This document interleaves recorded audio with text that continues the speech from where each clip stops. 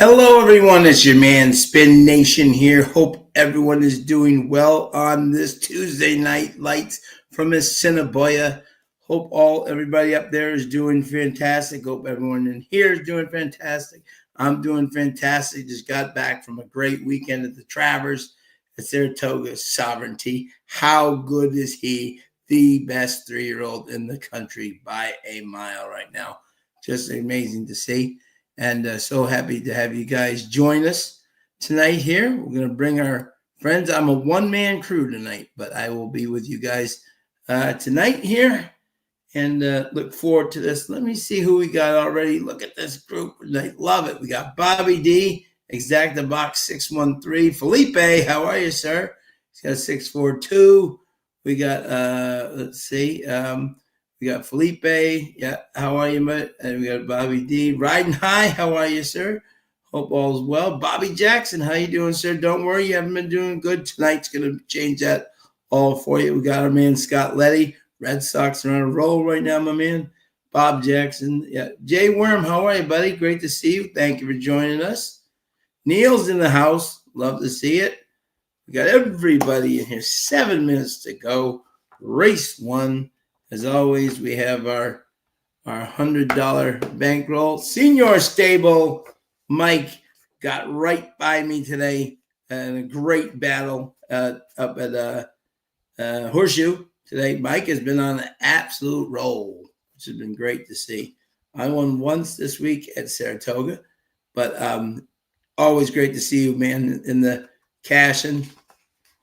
A great handicapper indeed. So we're already riders up with 6 minutes to go here in the first race, and we have a field of 6. And let me know who you guys like out there. And, hello. Danny Bass is saying hello from Kentucky. Hello, my man. How are you? Great to see you.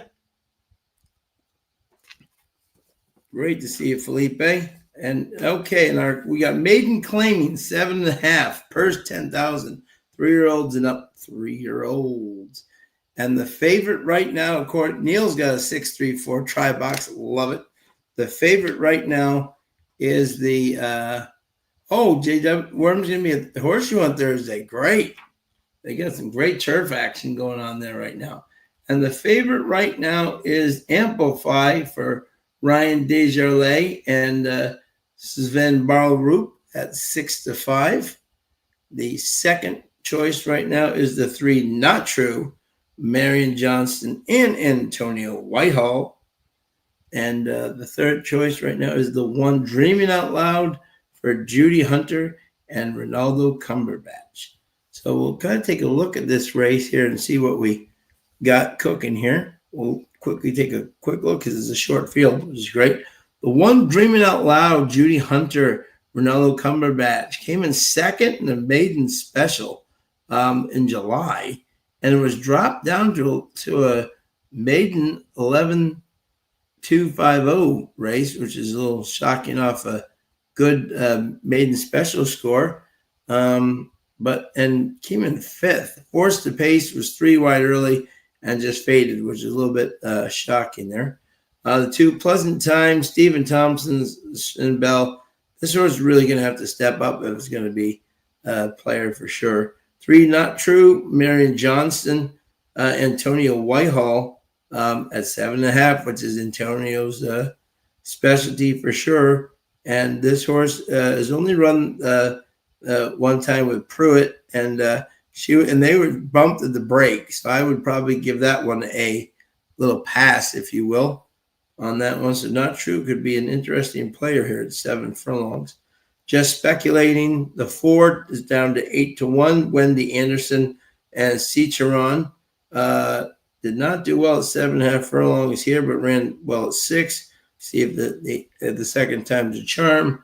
5 Milla Maria, Tiffany Husbands, Paris 21. This horse will really have to step up its game to be here. And here's Amplify. Interesting, a mile in the 39K got killed, but that was 2 left to load, which is much harder group, and then dropped to a 12.5 maiden claiming and Amplify. So an Amplify. And 6 to 5 is an interesting price, but not one that I'm. Firsties in the house. What's up, buddy? So far, this is only our first race, Firsty, so we're even, which is great. So I'm just going to start very slow here. I think the 3 last time at 7.5 furlongs came in fourth, but Pruitt got this horse, was really bumped at the break. And I think we have to give this horse another chance. I know he's 0 for 11 at Assiniboia, but he's in the money 7 times. And this group is not the most consistent group in the world. So I'm going to, is anyone considering the 1 in this race, Sully? Yeah, he's definitely a consideration. I'm a little worried there that he quit after 6 furlongs there and now stretches out to 7.5, but perhaps he could prolong that speed. But let's see if our screen just froze. No, there they are now. All right, so okay, so I'm just going to simply do to start the night. We have some exciting races. And Jay Worm's got 3 to 5 winning place on the 3. Good luck, and that's exactly what I'm doing. I'm following Jay Worm here, and I'm just doing $5 to win in place on the 3 to start the evening. Ethan, how are you, sir? Great to see you.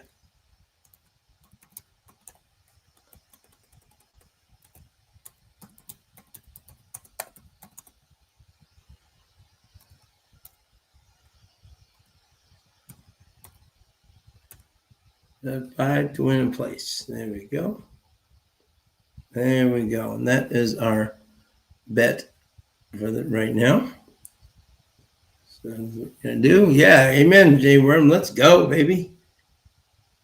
And as the night goes along, we'll talk about the weekend's events. We had 5 grade 1s at Saratoga this weekend.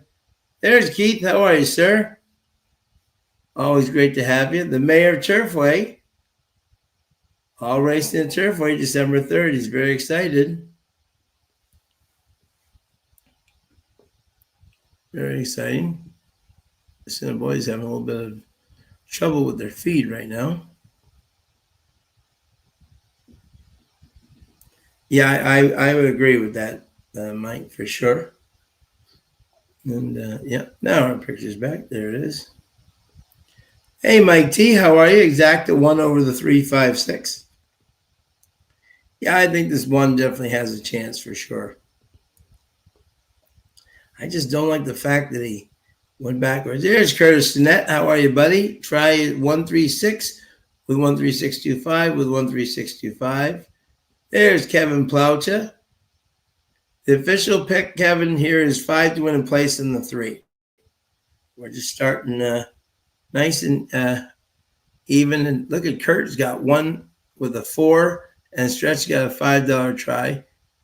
Not putting in my 3 until the, Yes, thank you, Uncle Sully. Yes, my re-election. Thank you, good man. Appreciate it. Yeah, that's cash. Yeah, the 1 is definitely a live horse here.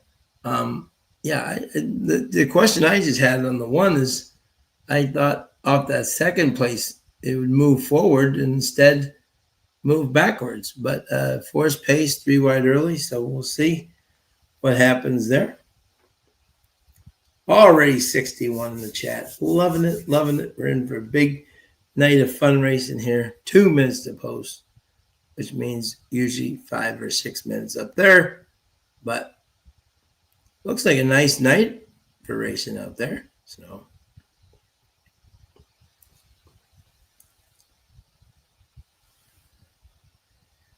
yeah, and we'll definitely talk about even this weekend. Big.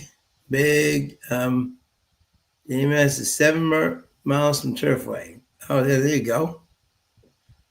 Up the great Florence, Cincinnati area.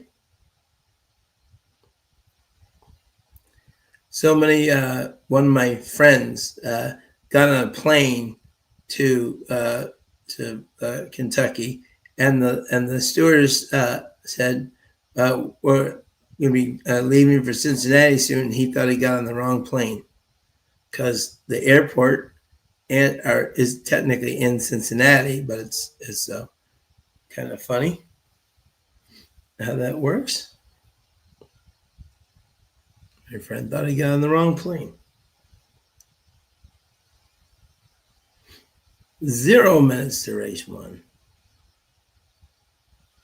They're slowly assembling, doing their tribute to Chucktown.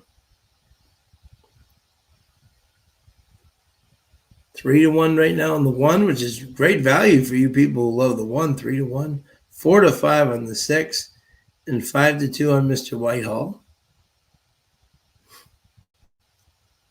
He usually doesn't have them out early in the meets, so whenever he takes one, I take that seriously.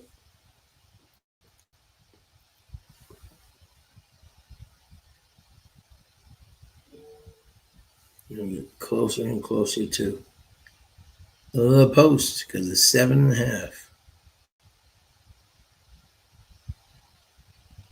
Sully's heading to South Carolina. Right, exactly, Danny. Yep. But my friend didn't know that, and he thought he was going to the wrong place. Good old Florence, Kentucky. It's now post time. Let's bring in our friend Stretch here for the great call. Good luck to everybody.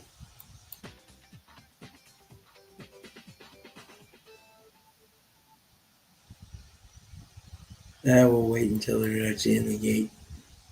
Before we do that, don't want any music playing or to have anybody come after us or anything. So we'll just wait until there's a couple of horses in the gate. Then we'll bring them on. Ethan, thank you, sir. Oh, I live in Boston, Ethan. Thank you. A chicken parm. My favorite. Thank you so much, Ethan. Much appreciated, my friend. Much appreciated.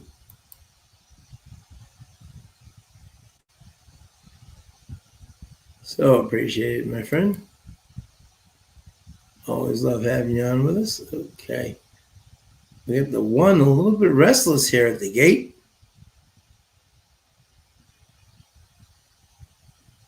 Thank you, brother. I know exactly where to get one for sure. Always on my birthday is chicken parm. Jay Worm will be at Turfway in December. Love it. We got a whole bunch of people going to Turfway in December. Love it.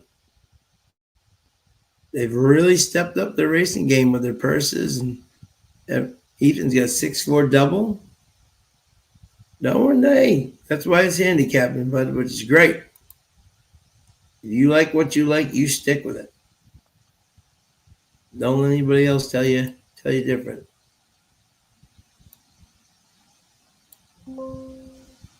Just speculating will be next. Just 2 left to load. Mila Maria. Good luck to everybody. Now just waiting on the even money favorite, Amplify. Got my kiwi strawberry drink here. Oh, this one is a nightmare. In the gate.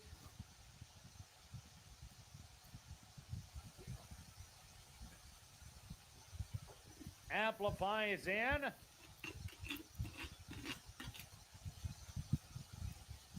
Maybe we try again here. With the 1.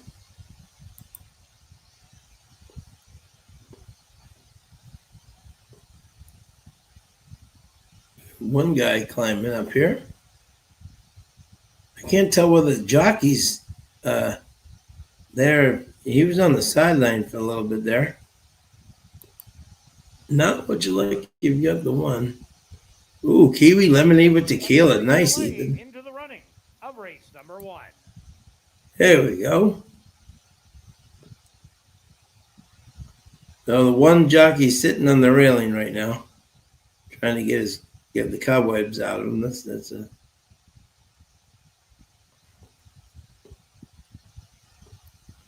He may have a late scratch here because the jockey's walking the other way. Ladies and gentlemen, we have a late scratch. We have a late scratch. Race. Scratch number 1, Dreaming Out Loud. Once again, ladies and gentlemen, a late scratch. We have, yeah.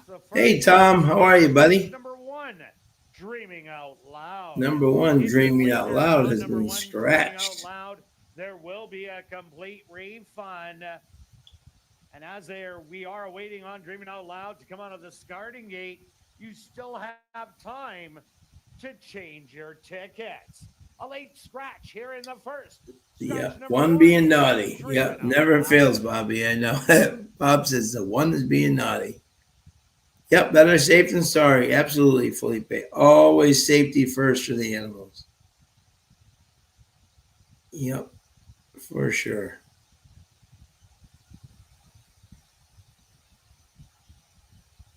Okay, I'm not betting even money. So I'm going to change my bet. We're changing our bet. I'm just going to do it just to have something. I'm going to do a $2 exacta.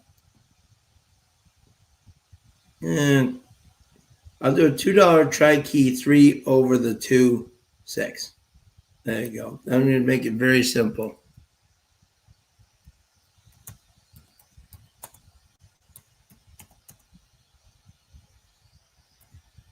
And that's $4. Very simple. Just so we can have something. Normally, if this happens, I would just go to the concession stand and get something to drink or eat. But we need something. So 3, 2, 6. A.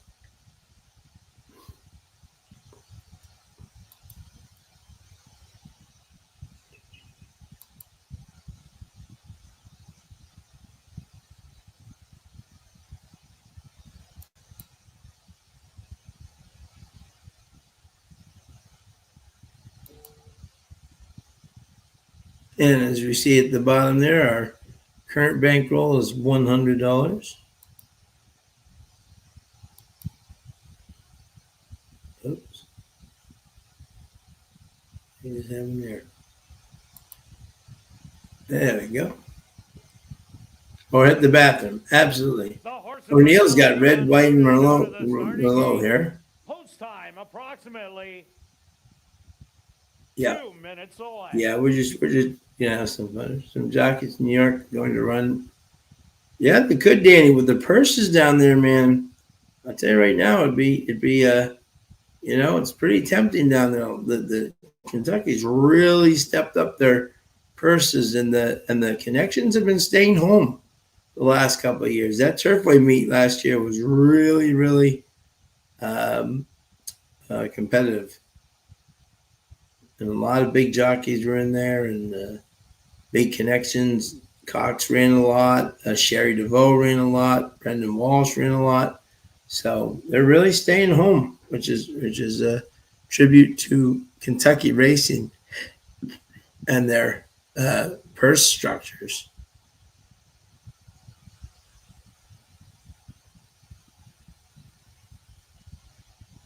They're taking their time with this group.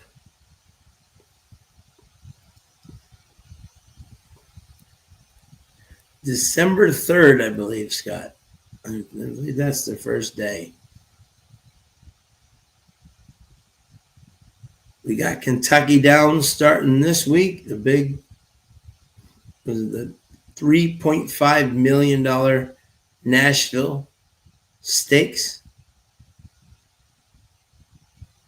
Love it, Bob. Yeah, you love it. Melted ice and a splash of water. Love it, bud. Cheers to that. I got my sparkling ice, Bob, so you and I are twins. Oh, is that your birthday, Jane Worm? That's awesome. Oh, good. What better way to celebrate your birthday than going to Turfway? The horses are now reloading the starting gate. The mayor of Turfway will make sure that you have a very nice birthday gift. Here comes Not True. a favorite at even money. Now Curtis just got the 3-6 with the 3-6-2-4-5 Just and 3-6-2-4. speculating, walks up and in. Just two left to load. Mila Maria. The old snow globe, Scott. Yeah. Oh, there you go, J Worm. Now just waiting on the other even money favorite, amplified to the outside. They're at the post. And they're off. Whoa, 5 took a right-hand turn. From the inside, that's not true. Who's away well and going straight out to capture the early lead. On the outside in second, just speculating. Hugging the rail in third. That's going to be Pleasant Time with Mila Maria. And Amplify will be the early trailer, but only 3 lengths off the lead. Very reserved opening quarter in 26 and 4 as Not True and Just Speculating are just walking on the front end, moving up from 26 and 4. Walking the dog. Third, then Mila Maria in the trailer is now Pleasant Time. Just Speculating has the advantage by a long neck. Not True on the inside. The half 52 and 2. And now Not True lets out a notch and engages Just Speculating. Amplify making a 3-wide bid. 6 lengths back to your trailers, Mila Maria and Pleasant Time. They hit the head of the lane. 3 across the track and Not True with the lead. On the outside, Amplify has the big strides going and goes on by. Amplify with the lead. A 16th of a mile to go. And this is going to be Amplify winning by 2. Second is going to Not True. Third to Just Speculating. And fourth to Pleasant Time. Well, there we go. 6-3-4. Who had it? Who had it? The 3 got a boost in the 4, and the 6, despite the 5 coming right out of the gate, right into the 6, still gets the job done. And what were the odds there? Even money over 6-5, over 12-1. Amplify as your race winner. Second goes to number 3, Not All right, True. so Curtis, Third, I think Curtis didn't think he had to try, right? Number 2, Pleasant 3-6, They went the opening 3-6. quarter, Yep, 26 the and 4. There you go, Half Curtis. 52 Nice and job, 2. bud. 3/4, 118. Well 7 done, my furlongs, friend. Well done. 134. Time for 7.5 furlongs, 137 and 1. Bobby D had 6. Okay, 3 or 2, 5, 4.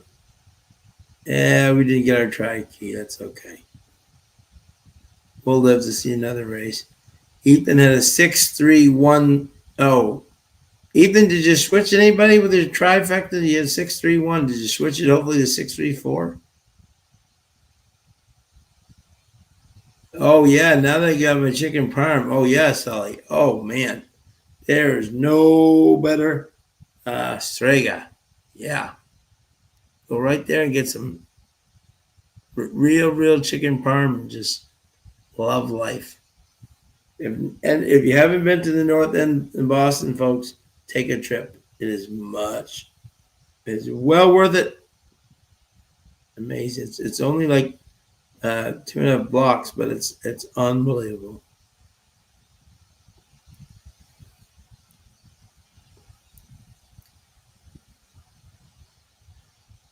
Let me take that off, my friends. There we go. Oops. There we go. Take that off.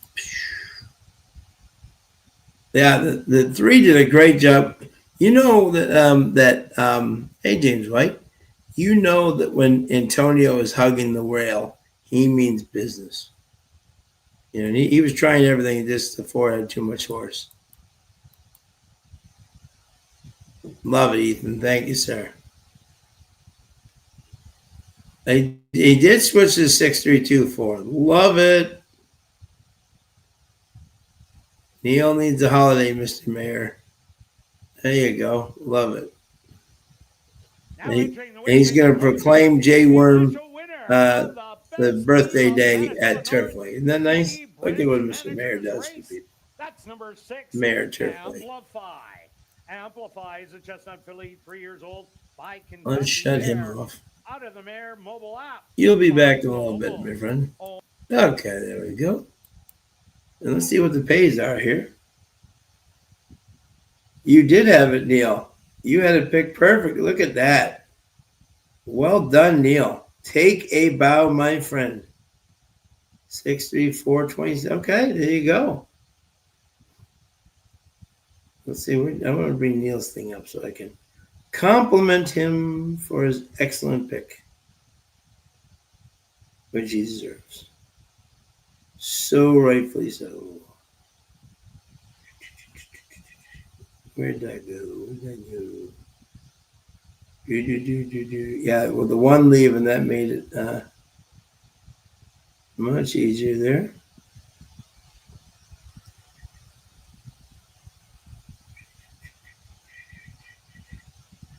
I need to give my boy credit where credit is due.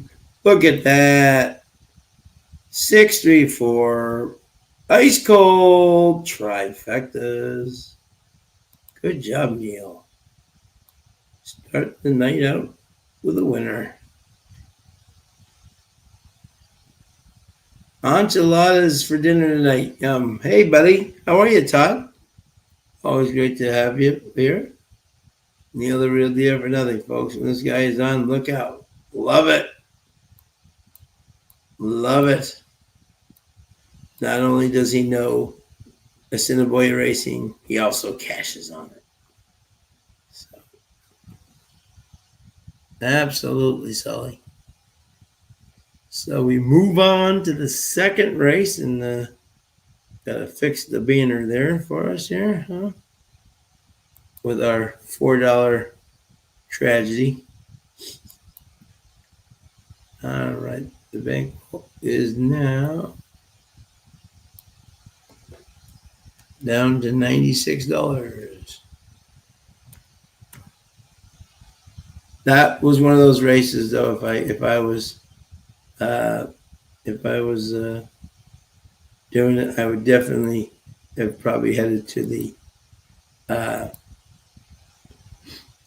concession stand or bathroom for sure in a small field like that. But yeah, look at the exacta, $6, 2-1 on that exacta. That is not bad, folks.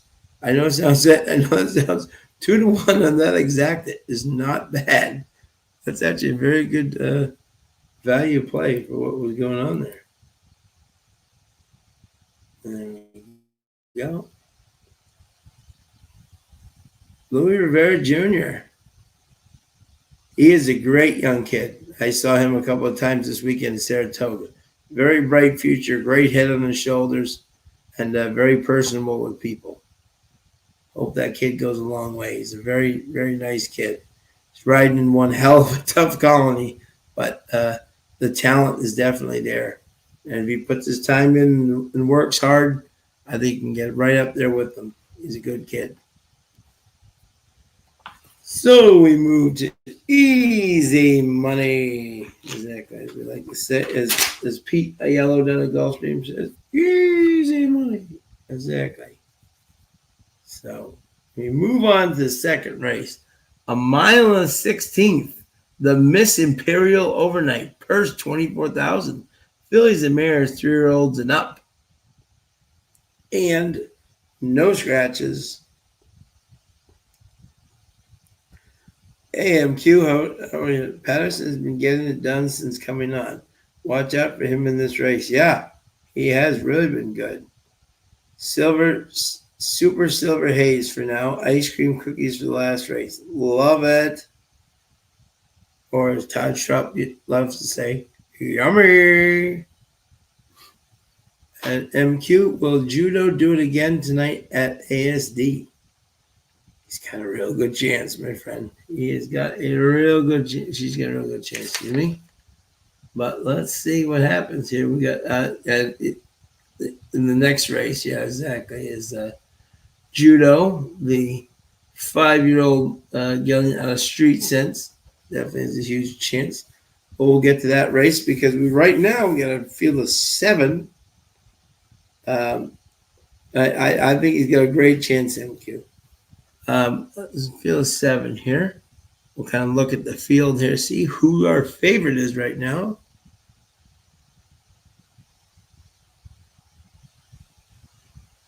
Okay, there you go. Race. Okay, there you go. Yeah, yeah. No, as everyone knows, I'm a very Junior is one of my good friends. So thrilled for him, Kelly, their family, to get an animal once in a lifetime animal has been very special. As Junior said, all I did is what I needed to do to win. They don't care about records. They don't care about anything. He just did what he had to do to win. And they're really just, I mean, he's just, and what's scary is if you watch, which is so funny, those 2 strides he takes down the stretch, they're big, huge strides. And all of a sudden he's 1 length ahead, and then all of a sudden he's 6. And then like 2 or 3 strides. He's gone from like right next to the horse to like over. And he runs continuously 24, 23 quarters, which is just ridiculous. It's amazing.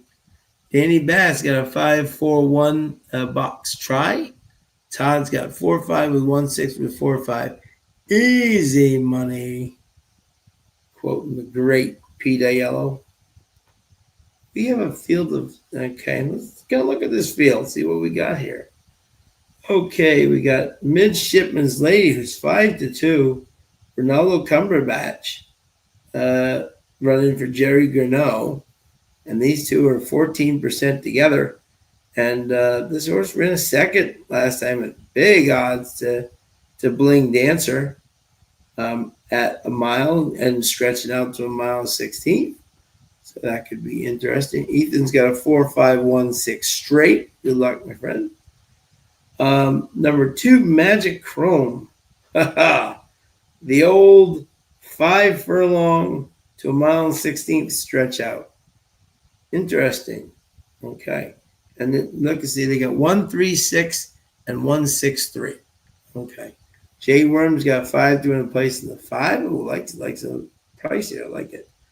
Yeah, I'm not usually one big on the stretch out from 5.5 to a mile and 16th. He's never tried it, but out of California Chrome, out of the hard spun. So I would say, without a shadow of a doubt, on breeding, this horse definitely has a chance to stretch out like that. Neil's got a 1-4-6 try box.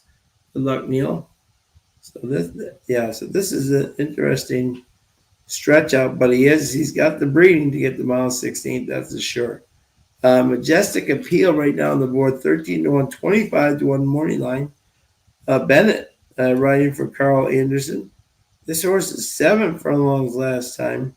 Came in second, just missed, and finished very well. I often say, though, which is funny, if it says 7 furlongs to mile 16 is a big difference.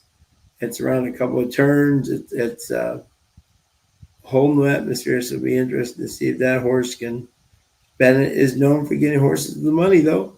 Bobby D's got exacta 4-6 with 1-2-5. Burrow Down, who is right now your 6-5 morning line favorite. Here's our Tim's favorite rider, Ronald Ali. And this horse just offered, he came on for the show rally, but he was so far back. And, this is the gosh darn Miss Imperial Stakes. So this is interesting going back. But you do see, though, he has run a mile and 1/8 in the past and has won. Richard Knight's won with him, won the Coral Prospector, and the Matron 50K at a mile and 1/8. So clearly this horse, and 2 for 2, 2 wins 2 seconds out of 5. So looks live, exactly. Yep. For all those Burrow fans for the Bengals, as Felipe's all excited about the NFL season, and so am I. Cannot wait. Although I wanted summer to go a little bit slower, but now that football is here, I love it. I'm all about it. So the 4 here has a more than legitimate chance to get this done. Baby Gundon, Jerry Gurno, and Patterson. Here's Patterson. Someone was talking about him earlier. And this guy came in 4th to Midshipman's Lady and Burrow Down and Bling Dancer.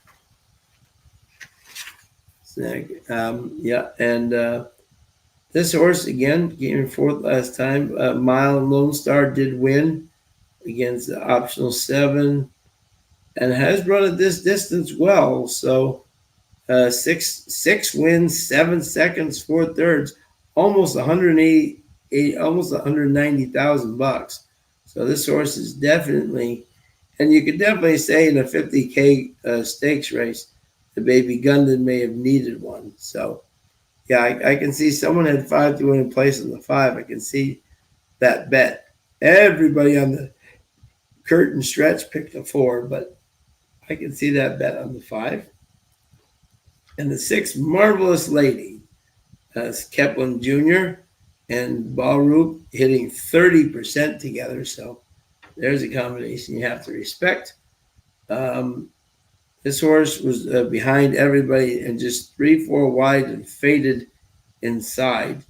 And his record, the distance is 1-4. So he's going to need to improve a lot. So I'm not really high on the 6. But we got 4 minutes to go, which means we have about 8 minutes to go. The horses go on the track. We'll take a look at them.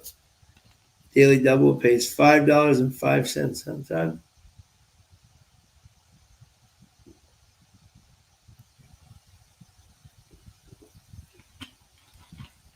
And with Labor Day coming up, we have the big Jockey Club Gold Cup, which will feature My Boy Antiquarian, Sierra Leone, Mindframe, and Highland Falls. So that will be very interesting for sure. See, Fierceness has gone to the West Coast for the Pacific Classic against Journalism and Nisos. Won't that be an incredible race to watch for sure? Be interesting how can Nisos go a mile and a quarter? I know he's so speedy, but can he get the mile and a quarter? And can Journalism? This will be a real kind of first test to see just how good the 3-year-olds are. Because if Journalism wins that race, then he and Sovereignty are just special animals. And I think he definitely can do it. He just looks like he does everything so easy and effortless. Journalism, he just can't seem to figure out Sovereignty. So they're on the course. So great weekend of Labor Day exit. I know, and once again he's got his rabbit with him, so he's going to try to ensure a soft pace. Bob, that is one heck of a race, my friend. Oh, the whole weekend between the Jockey Club on Sunday and the Pacific Classic on Saturday, as well as some great 2-year-old races up in New York, and you got Kentucky Downs. Oh, that was amazing. Oh yeah, the long shot almost got it. Wasn't that amazing? Is Journalism considered a closer? Technically, Felipe, I would say yes, because he's never on the lead. You know what I'm saying? So you know what, Felipe? I think the best term for him would be like mid-pack, because I'm not going to call him a closer. You know, but he does come from off the pace, but he's not a closer.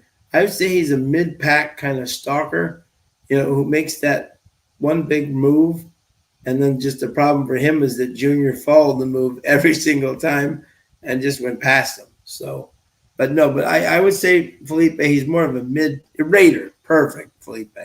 There you go. He's mid-pack. I wouldn't call him a closer because he's never that far back. He's always within like 5, 6 lengths. He just and then he makes his big move. So that will be interesting. Or do they? But if they let Nysos go, but if Fierceness is in the race, I don't think that Nysos is going to be by himself anymore. So this is quite the weekend for sure.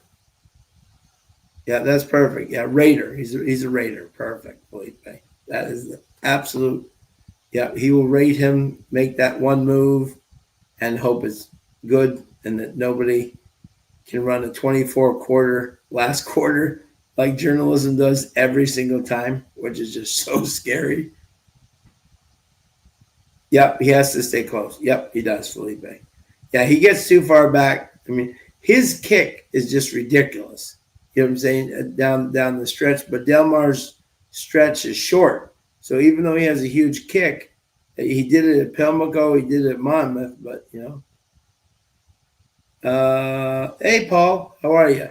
No, they'll meet up again, Paul, in the classic. But Mike McCarthy smartly kept journalism on the West Coast so that he could and so he could run in the Pacific Classic and stay at home, so he doesn't have to travel because Sovereignty's got to travel to him. So I do not know where Sovereignty's next race will be.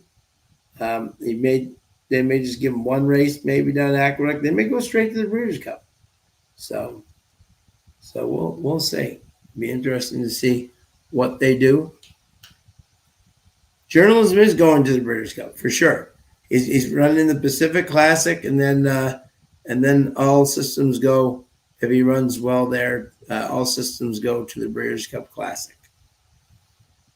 And no, Kenny McPeak will not run Torpedo Anna in the Classic with Sovereignty, Forever Young coming back, journalism, Nysos.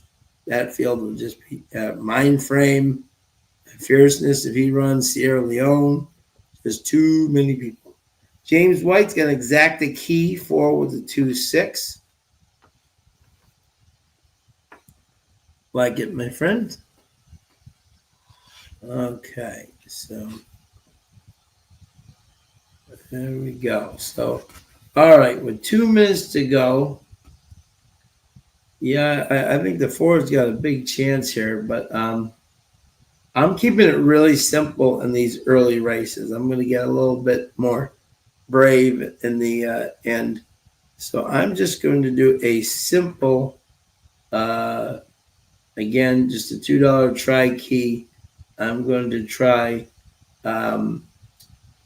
4 with the 1-5. Not sexy, but hey, Carolina, how are you, my friend? Do I think race 4, the 7 can be beat? Ghost Ja. Yeah, he's going to be tough, but anytime you see a drop down like that, I'm always leery. I think he has a really chance. TA race was great. Oh, yeah, absolutely. So 0 minutes to post. So I'm just going to do a simple I'm just going to do $2 try key 4 with the 1-5.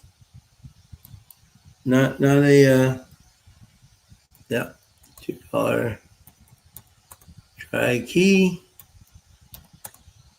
4 with the 2-5. There we go, official bet. There we go. Bob Jackson's top picks are 1, 2, 3. Rick Johnson's got, hey, Rick Johnson, 4 with 1-5 all with 4 and 2, 3, 6. Hey, Larry Bressler, how are you, my friend? Assiniboia race 2, trifecta 4 with 1 with 2-5. Good luck, my man.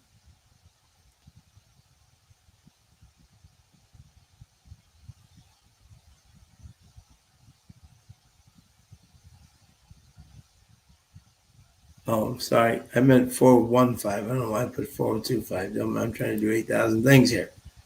Let me change that. It's 415, folks. 415, not 425.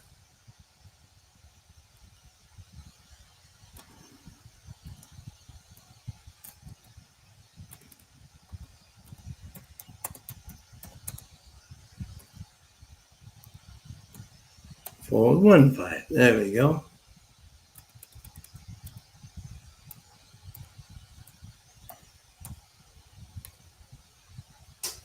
Thank you. Good luck to everybody. Let me get Kurt's wonderful call going here. We're almost on the gate.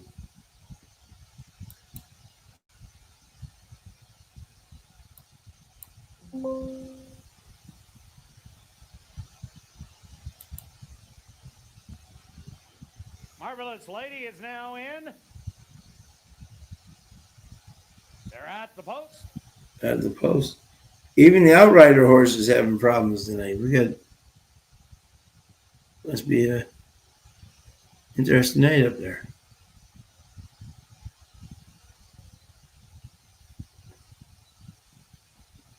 And they're off in the Miss Imperial. From the inside, Midshipman's Lady quickly goes out to take command of the early lead. Magic Chrome moving up in second, 3 wide. Burrow Down up close early. 4 wide will be Marvelous Lady. A gap of 3 lengths back, settled on the rail. Majestic Appeal and Baby Gundon are 6 lengths off of it. An opening quarter, rather quick, 24 and We're 3. flying up And there. Midshipman's Lady and Magic Chrome. Burrow Down. Well restrained, 3 wide, keeping the leaders intact. 5 lengths back to Baby Gundon. Marvelous Lady and the trailer. Majestic Appeal. 48 seconds, a half mile. Boy, the 5's got to be loving this right now. Chrome to the outside, Burrow Down, waiting to unleash Midshipman's Lady, hugging the rail, trying to find more. Moving up smartly, Baby Gundon. Then it's Marvelous Lady and Majestic Appeal. 3 quarters, 1, 12 and 4, and Magic Chrome has taken. Look at this, and here comes the 5. The favorites are struggling. On the outside, trying to reel him in. Here comes Baby Gundon. Baby Gundon. More Burrow Down, who doesn't have it today, but it's look at this. 5-2. This could be 5-2-6. Look at this. Shock them in the Miss Imperial and win by 2. 5-2-6. For second between Baby Gundon and Marvelous Lady. 4th to Burrow Down. Wow. Hey, Mark and Bate, thank you for all trikey, Sean. No, no, Todd, that's why I did $4. I didn't trust this race at all. At all. He may have had to steady. I don't know, Dennis. But I think he was out of horse. Let's see. Man, did anybody have this one? 5, Baby Gundon as your race winner. Oh, Sully. In place showing the 5. Great job, Uncle Sully. 24 and 3. The half 48 seconds. 6 furlongs, 112 and 4. Oh, Larry had 4 with a 125. Oh. Time for the mile and a 16. Right church, wrong pew. 48. Results of the photo show number 2, Magic Chrome, finishing second. What a big race by Magic Chrome there to come in second. Wow. And who says you can't make money at Assiniboia? Let's see. 4, 6. Oh. James White had a 4 with the 2-6.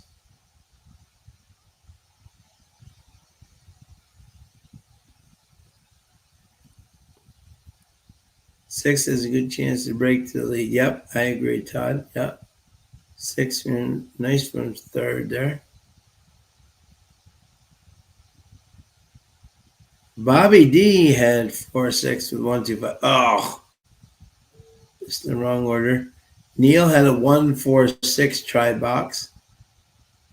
That one went way too fast out there. Oh, Ethan had 4-5-1-6. Todd had 4-5 with 1-0. 4 just didn't run. And Danny Bass had 5-4-1 try box. Oof. Now entering the winner's enclosure, the official winner. Baby Chrome. Imperial. That's I almost bet Baby Chrome by himself, but Baby Gun and his dark bear brown. because I told you he definitely needed that first race where he came in fourth. And there's Patterson again. Who's talking about Patterson? This guy is really riding well since he's gotten up here. Time for the mile of 16, 1:48. Assiniboia Downs is very pleased to have on. Yeah, Jay Worm. Yep, you absolutely did, my friend. And he had winning place in the 5. Great job, Jay Worm.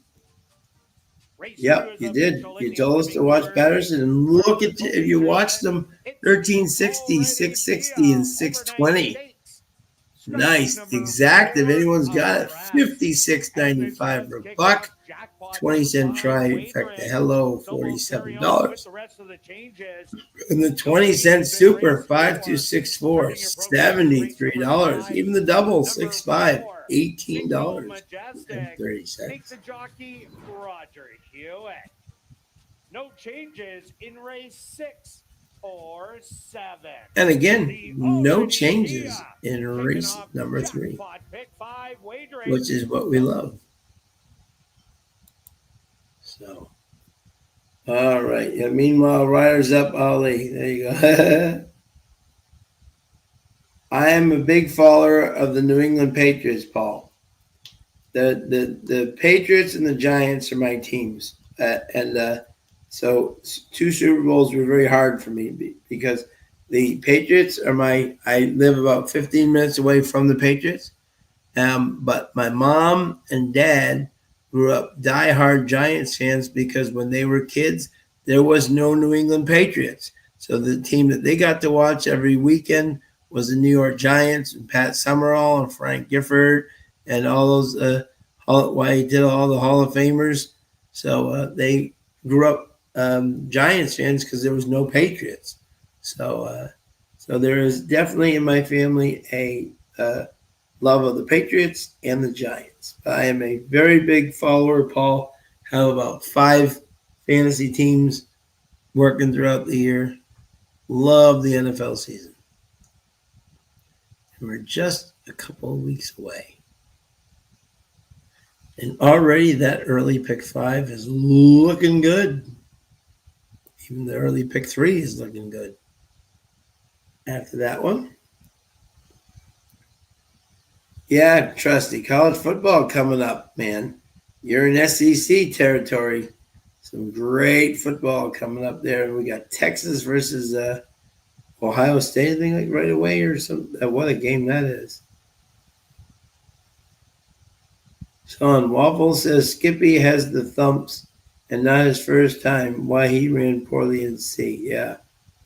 Yeah, that was a very disappointing effort by Skippy Longstocking. Last at I knew you meant, but yeah, exactly. That makes it. And I think Jose figured that out. I give Jose Ortiz tremendous credit there, James. He pulled them up right away. So I think he knew he just didn't have it and pulled it up. So kudos to Jose Ortiz for doing that. One horse I will tell you that we did not like that track at all was Owen Almighty. Owen Almighty did not like that track at all. Did not like the turns. Didn't want anything to do with it. Exactly. We will give you a B. Okay. So we turn from the second race to the third race. Don't worry, my friend. I've done it many times tonight. Okay, but college football, exciting times. Love it. College football. Dolphins in the 80s. Oh, there you go.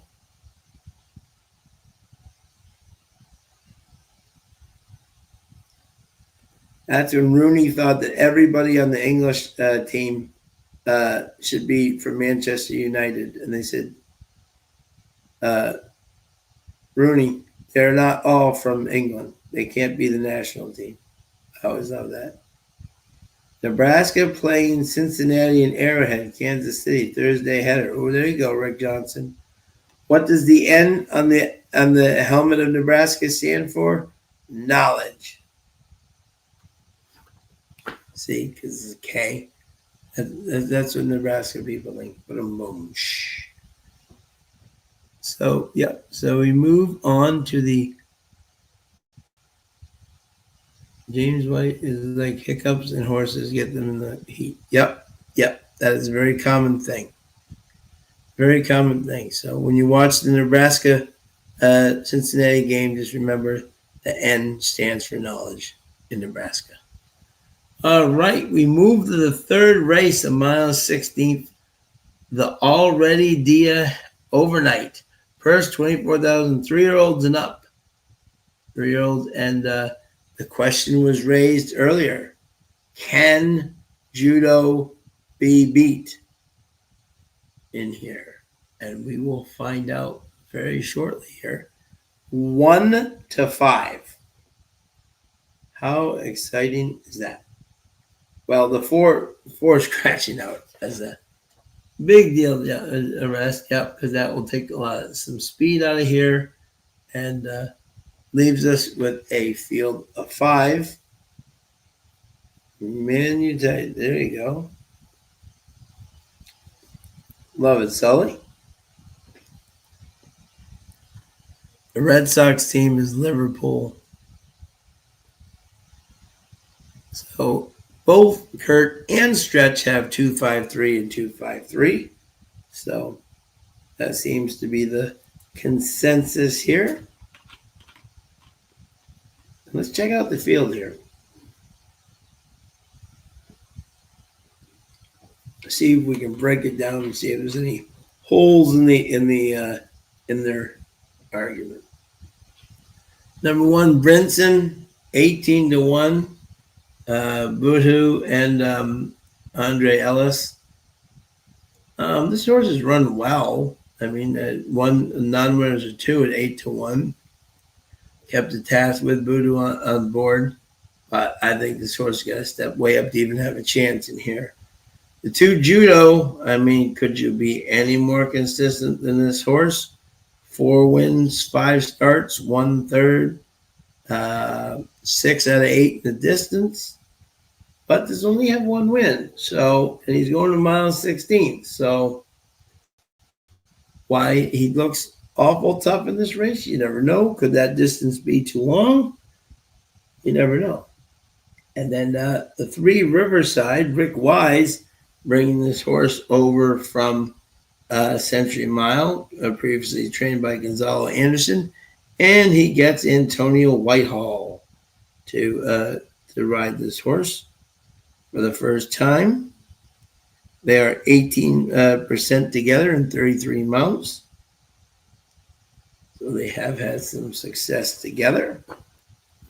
The 5, the 4 scratch, the 5 Malibu SS is coming out of a mile race, the Manitoba mile, and lost to judo. Was very close there. 4 wide bid, just didn't get it, but interesting horse here. And the 6 Magic Tiger, here's our friend Patterson again, Wendy Anderson. This horse was nowhere to be found.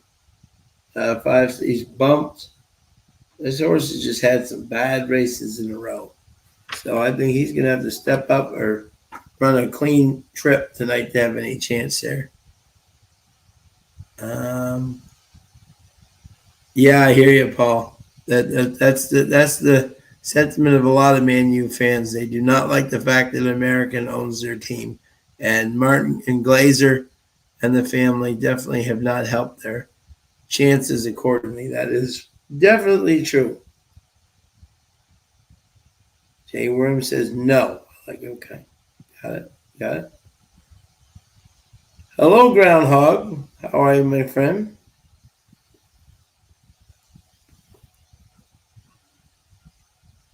Groundhog, it was an amazing day up at Saratoga on Saturday, my friend. Crowd was electric. We had some good figures, and maybe it was amazing, my friend. Junior was is awesome. Him and Sovereignty are such a great. I did, yeah. Groundhog had 7 winners on Saturday. Yep. We only saw Brian after the race because he was working all day, but he was more than excited. Was kind of bummed he had to go back the next day at noon, but got to celebrate with them, which was awesome.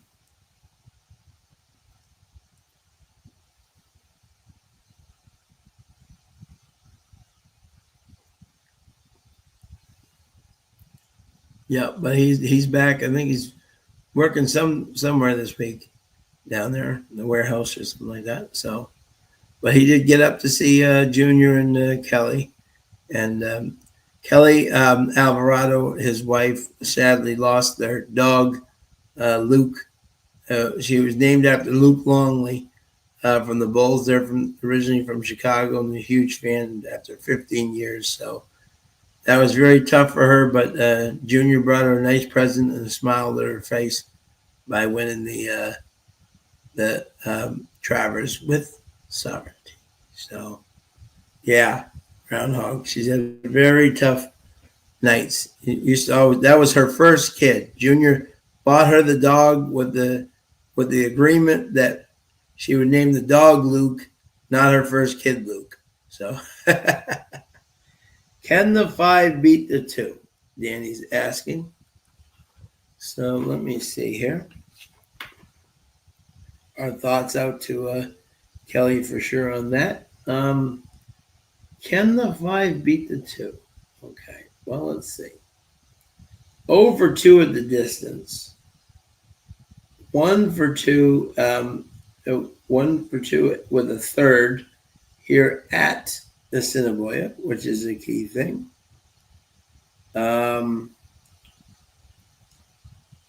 Exactly. Yep. And that funny Groundhog, that was her favorite player, was Luke Longley. So she got to name the dog Luke, but not the firstborn, who was Adrian. So Adrian, thank God, is Adrian and not Luke. Yeah. The answer is, yeah, the 2 is 1 to 5 in a row. Yeah. And interesting, Baudry, I think Baudry got hurt, though, in the accident. That's the unfortunate. But Ballroop more than took things into his own hand here. I don't think the mile 16th will be any trouble for him whatsoever, being out of street sense, out of the Tappet, bred by Gary and Mary West. This thing can run all day. I don't think a mile 16th is going to be a problem at all. Exactly. So this is an interesting race here. The 3 coming over has worked 1 time at Assiniboia. Rick Wise is 18% with the first timers, 20% of roots, 25% of the dirt, 25% in stakes races. So he's got some pretty good numbers there. And this is where sometimes you have to look at the exactas and see what we got going on here. Sovereignty, I see absolutely zero holes in his game. Versatile, the only hope to beat him in the Breeders' Cup if he can't hold the Olders. Yep, I agree, Dennis. My sentiments exactly. I think the only horse that can beat Sovereignty is Sovereignty. I really believe that. I'm biased, yes. But I have loved this horse. Not since this year, since last year. I said he would be the horse to beat, and he has maintained that. Oh, Juno won the Best Turned Out award. He's winning everything. Look at that.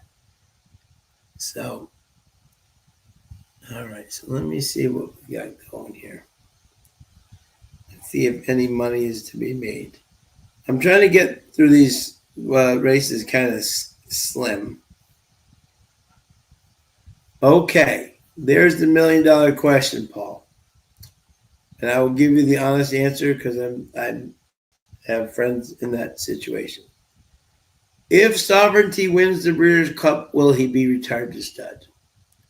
Most times, I would say yes, because the insurance on a horse like that is extremely high. However, you're dealing here with Godolphin, who money is not an object. Okay, and yeah, Dubai will be yeah, exactly. I think he will run one time in Dubai, and then you may see the last of him. Yep, I agree. Dennis has got it right there. Kyle needs the 5 horse here to catch the pick 3 for $1. Nice, good luck, Kyle. That's great. Yeah, so you will. Usually, Paul, they would retire him after the Classic, but it is owned by Godolphin. So I think you will see him run in Dubai. He did not like the Gulfstream surface. This shows how talented the horse is. The horse won and came in second at Gulfstream and absolutely hated the surface, wanted nothing to do with it. And he still came in first and second. That shows how talented the horse is. So I don't see the Pegasus as a real possibility for him before the thing because,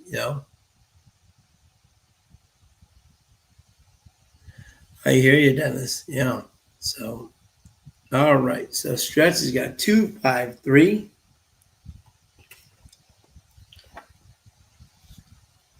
And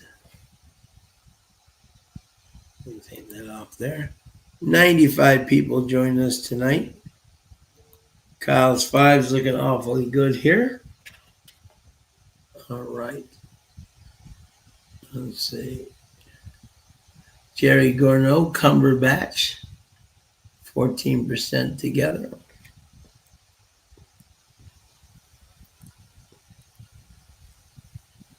Yeah, and yeah, so he's 1 for 4 the distance here. The overnight stakes. Yeah, I'm just gonna go. I want to see what the exactas are. If I do it, let's see.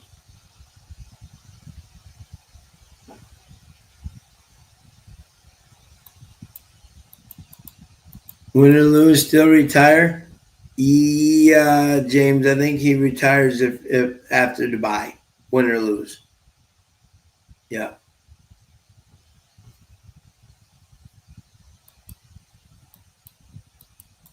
No, he wouldn't, Paul. He would just run one race, probably, even like a allowance race or something, and then just head to Dubai if he did. Yeah, exactly. Yeah. So I think we'll see him maybe even do like a workout race and then just go over, and then that will probably be the end of him. So, all right. So let's see here. Yeah, no, I agree, Groundhog. So here's our problem. The 2-5 is okay. So we're gonna do a little bit of a little swap up here. Let's see if we can get a little bit of a price here. Okay. So we are going to do a $2 tri-key. 2 over the 135. And that's $12. Now I'm going to see if somehow we can get that 1 in second or third. Is Sierra going to run, Leon going to run the Classic? I want to actually catch him winning a big race. Yes, he will. Paul, if he stays healthy, he will. And most likely Chad Brown will try to bring a rabbit like he always does, because the only time Sierra Leone wins is when he's got a rabbit. James White has got to try 2 with the 156. Good luck, my friend. Let me put my thing in here. Official bet.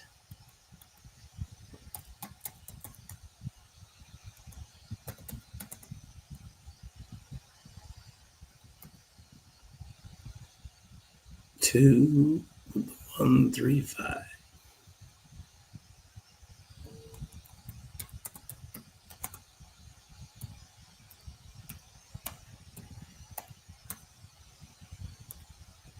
There you go.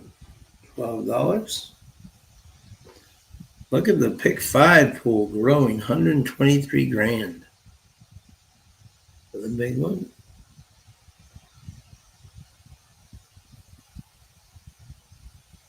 There we go. James White's got 2 with the 156. Neil's got a 253 box. Good luck, Neil. Yes, there definitely is a lot of pride. That's for sure.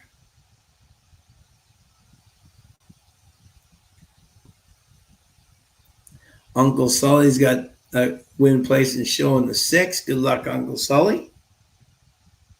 They're making their way to the turn. Shake and bake.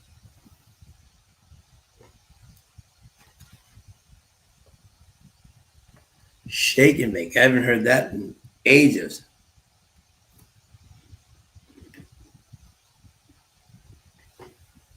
The pool up from $124,000. Thank you to everybody for joining tonight. Over 100 people with us. And let me update the. I did not update the bankroll there.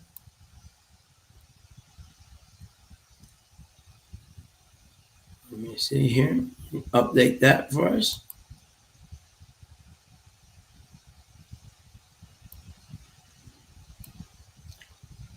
It is 92.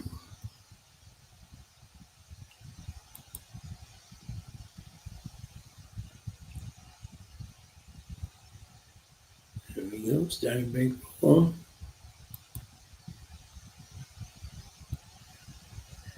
And we're heading to the gate.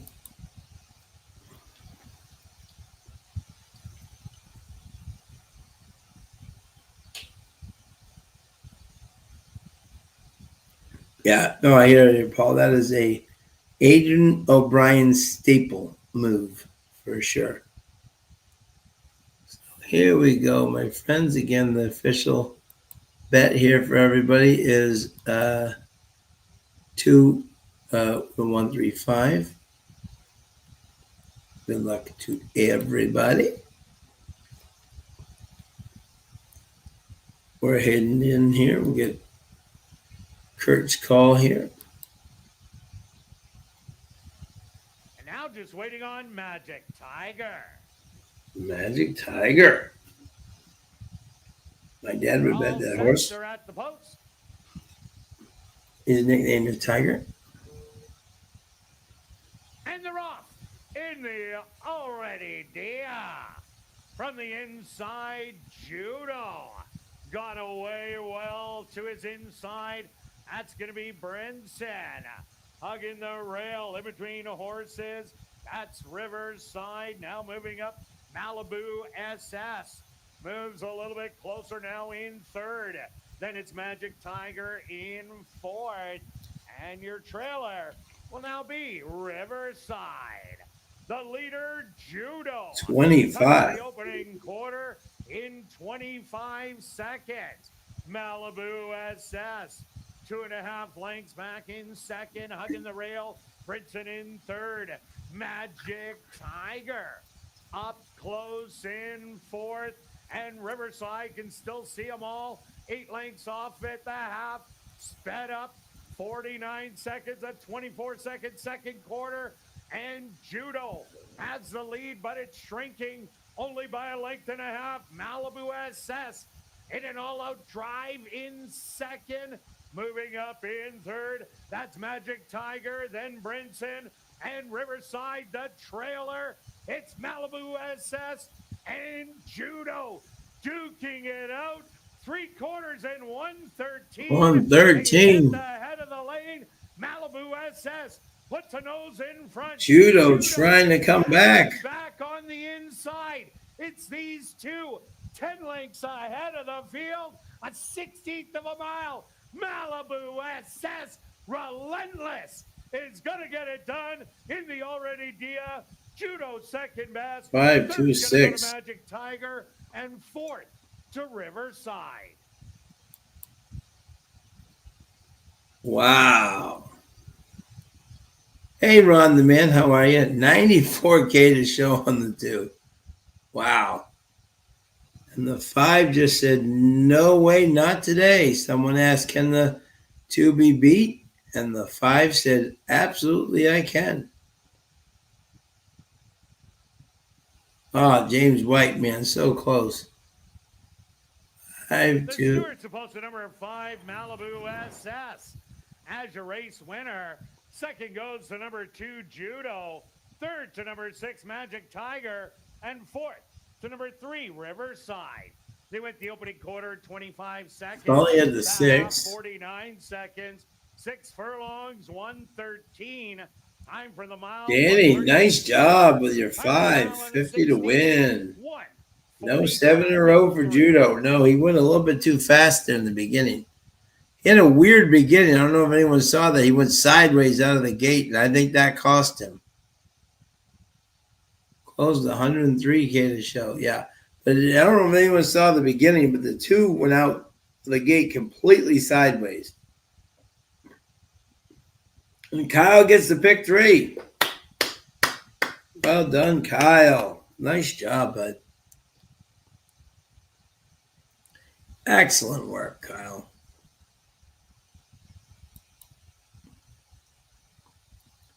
Excellent work, my friend. Good job. They're down to $80 there on the bankroll. I'll change that. And if you're betting favorites tonight, you're getting. There you go. Okay. You've changed the comments there. Nice job, Kyle. Pick 3. Well done, my friend. That's going to pay really nice, my friend. Good job.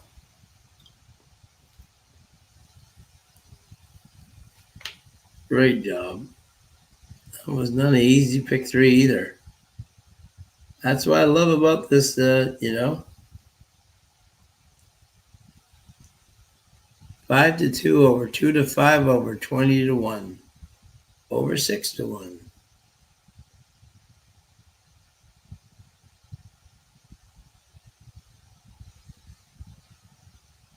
Crazy.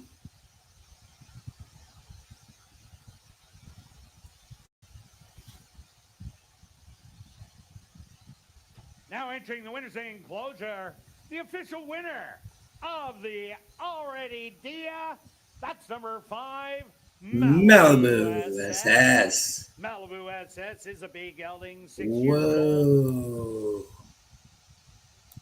And what are these pays going to be, folks, for that pick 3 that Kyle just hit? We're going to have 210 to show, 210 to show, 210. Why? I don't know why they have show betting up there. It just astounds me in these small fields that you would do so. But 210, 210, and 360. So, hey, so Sully actually got 360 back. I thought he was going to get 210. That's not bad. The exacta 5-2, 1080 if you had it for $2, if you had that. The 20-cent try, 5-2-6-4, 41. 20-cent super, 5-2-6-3, $5.17. And the $1 daily double, 5-5, a very generous $34.90. And the pick 3, 165 3 paid $12.36 for 20 cents. Not bad at all, Kyle.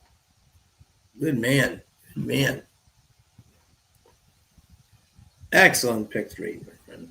So we move on to the 4th race, and now we have maiden claiming 5.5 furlongs. I know Groundhog. They pounded them. Pounded them. No, I do not bet on professional sports, my friend. That is something I do not. I grew up in the Bruins. Oh, we did not win the fan of the night again. I was actually with the great CEO, and they were hysterical. We just kept bumping into each other. It was like, who's following who? But I said, how have we not won the VIP fan of the night? But it's because we cannot report to guest services. Exactly. So, was the first race that did heat? No. No, it was not. No. And nice job, $8. Right. But Paul, I do not bet NFL games. I grew up in the Celtics and Bruins organizations, and I do not bet purposely on sports. Today, there's too much going on with the refs and too much stuff in between. So I just like to root for my teams, hope they win by one, and then I'm thrilled. Yep, started the NFL futures wagers. Absolutely, Groundhog. Some people have my Patriots at 10, at 10 wins. I think we're going to be better than we were last year. We can't be much worse, but I don't know if 10 wins is going to be. Our schedule's weak, though, so you never know. We have new coach Mike Vrabel, so who knows? Let me know who your team is out there, folks. But we got 12 minutes till race 4. Did anybody else excite you? What a story, by the way. Okay, I'm a Jersey bred. I'm born in Morristown, New Jersey. Is there anything more exciting than Bookham Dano? A small ownership from New Jersey. Derek Ryan trains not once, not twice, but 3 times. Comes up and wins on the biggest stage. Paco rides him amazing. I'm not a huge Paco fan, but you have to give kudos. He's one hell of a rider, especially in sprints when he doesn't pull up for the line. But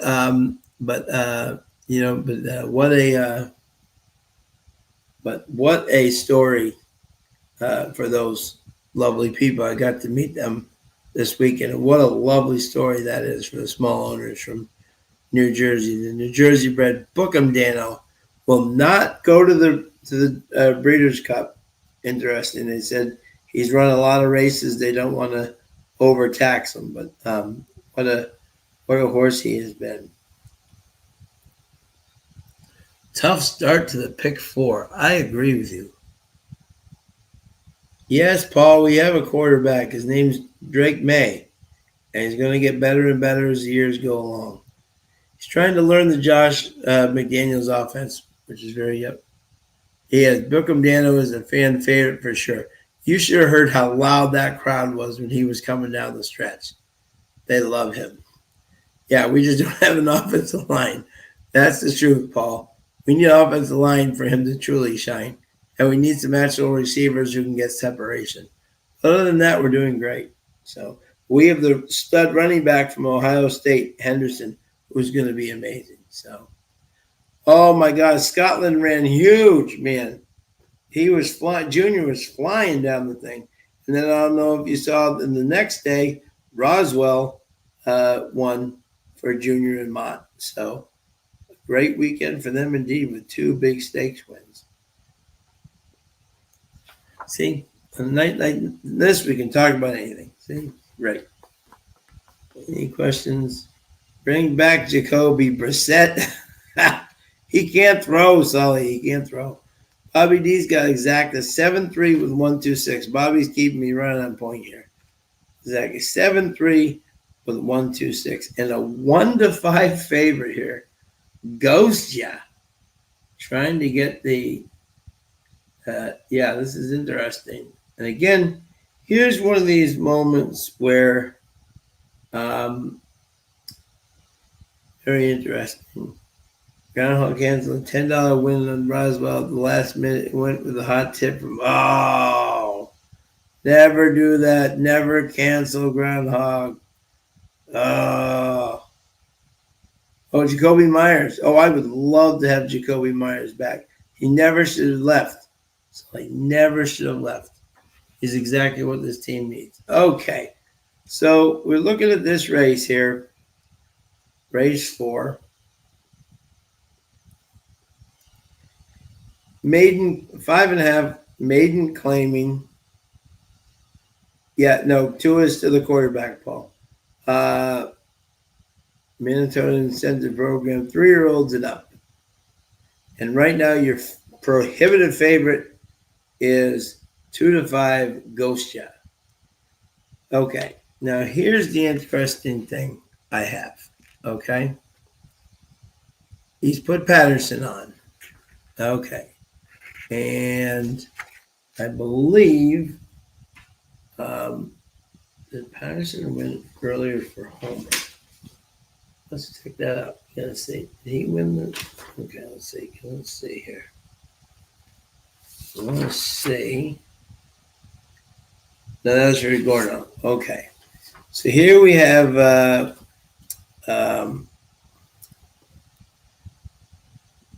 yeah, okay. So here we have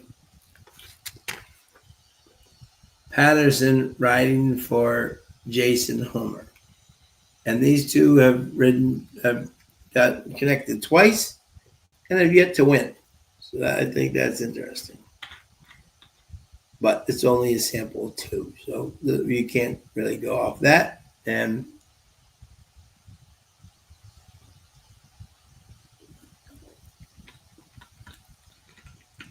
yeah, exactly. Yep. That's when he hit the door. I agree, Sully. But let's look at this field. See, is there a horse that we can actually beat this horse with? They say 7-1-2 and 7-3-2. Okay. 1 Stanford Star, Jason Homer, again, Townsend. Interesting. Now, this is interesting. Townsend rides his horse last time. And now he's on the 1. I find that interesting. On the show rally. Then Rhythm of the Rain, Judy Hunter, Ronaldo Cumberbatch. This horse is ran the maiden special, then ran the 7,500 claiming, ran much better, and then went back up and got his head handed to him. That was a 7 furlong, so perhaps the 5 furlong cutback will help him for sure. Will Depar, Pruitt gets on this horse here for Jason Homer. Showed speed, but has quit both times. So that could be a little bit of a deterrent there. I'm a jaw dropper. Ryan DeJoy and Bennett. This horse has never started before and has a lot of works, including a bullet on the 20th. So 8 out of 16, 6 out of 10, 11 out of 3. Here's my big question here on this horse is July 10th, 4 furlongs, 52, and then you don't see him again until August 4th. That's an interesting. What happened in the middle there? So the 4 is 5-1 because I think everyone's looking for another, but I'm not a fan of that horse. Chazette, 30-1 morning line is up down to 9-1. Voodoo takes over here from Hewitt, and I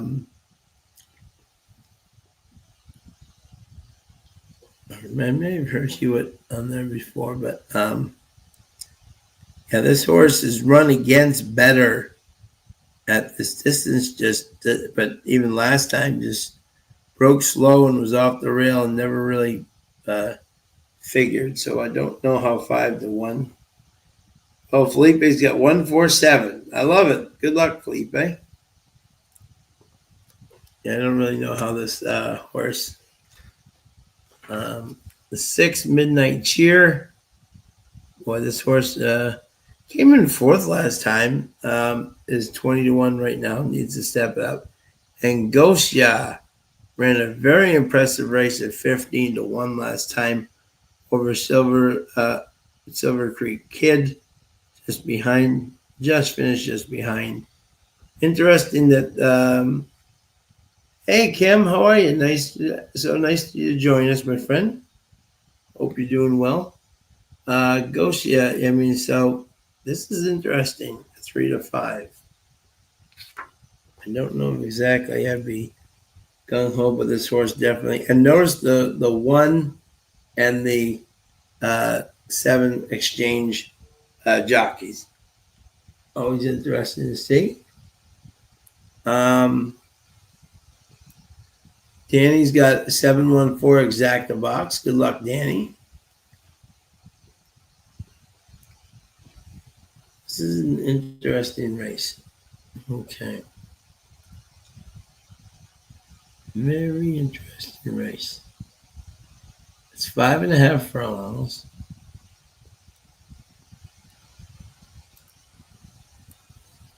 The 2 at 6-1 is interesting, but doesn't break well. So that's not a great thing for this field. But does have some talent. Will to par goes to the lead, but hasn't been able to hold it yet.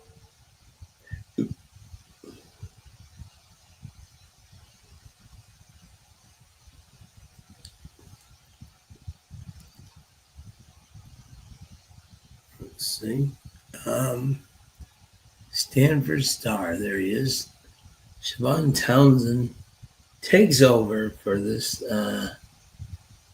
Interesting. 50-1 last time and stalked inside and showed a rally. So that's interesting. There's Miss Pruitt in the gray, Will to par.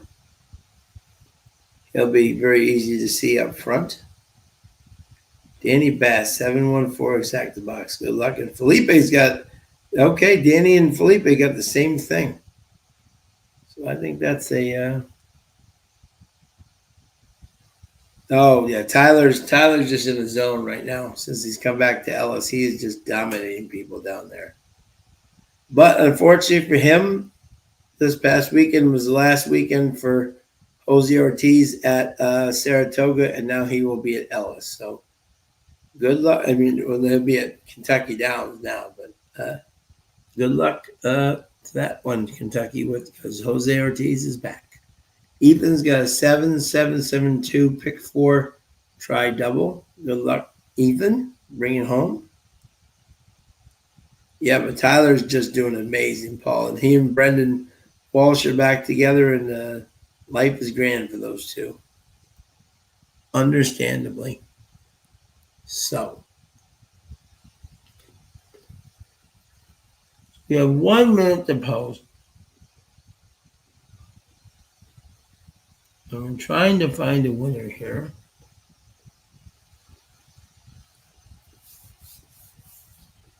Pick 3. Okay, got it. No problem. Okay. 0 minutes to post. That means we have 2-3 minutes to post.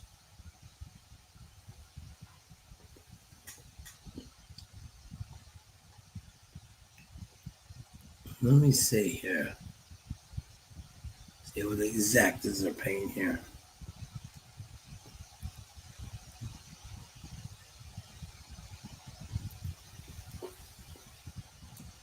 The rain.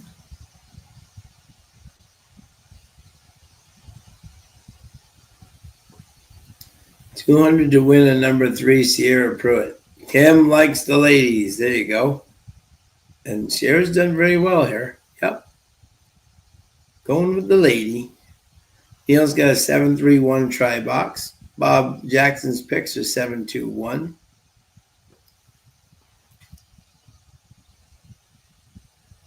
I think the 3 is going to be interesting. The 4 is the wild card here.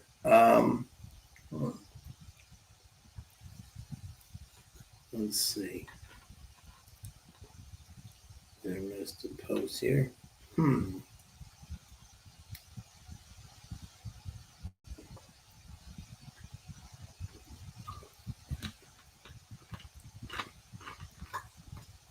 Interesting. He goes back to Patterson. All right. If I'm wrong, I'm wrong. But I'm going to do a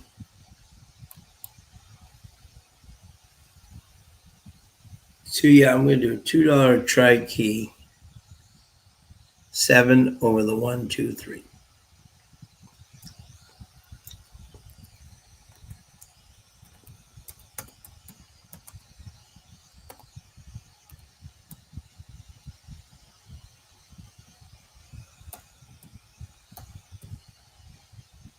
Sully's got winning place in the 5. James White's got exacta try 7 with the 1, 5, 6. Groundhog's got 20-cent try key box 5 with the 2, 3, 6, 7. Good luck, Groundhog. Keep it a little simple, Susan, here. Trying to get that 1 into the price, which will bring our thing down to $68.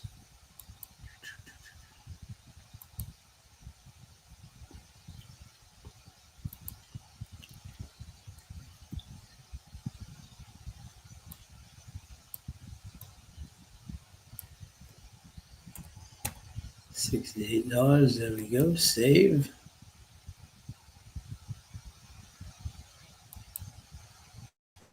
So there we go. So now, yep.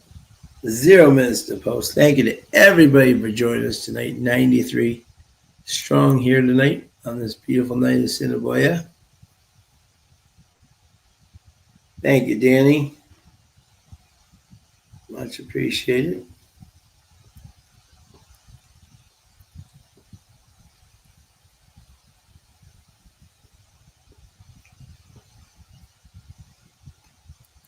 Yeah, we had some great races. And by the way, no one's talked about the race of the weekend.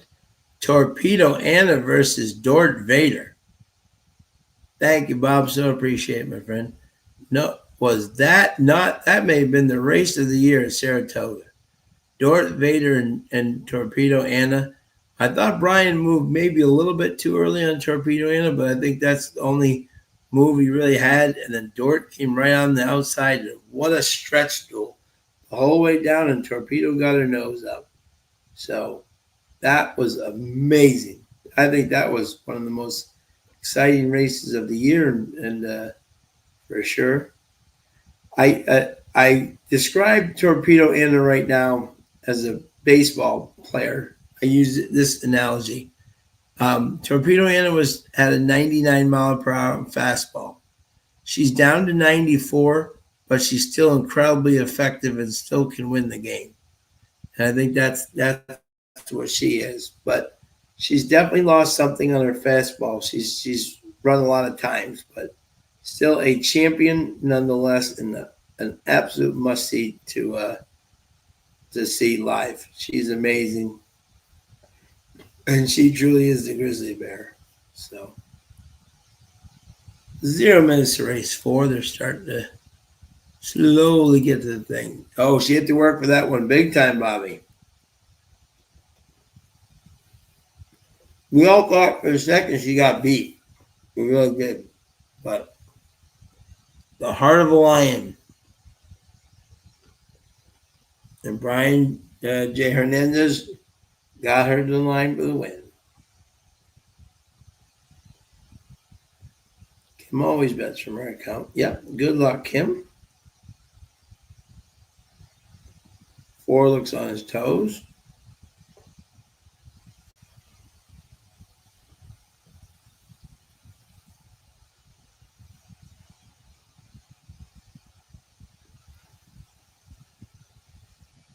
Any big races overseas this weekend, Paul? I don't want to discriminate over there. If there's any big races coming up over there.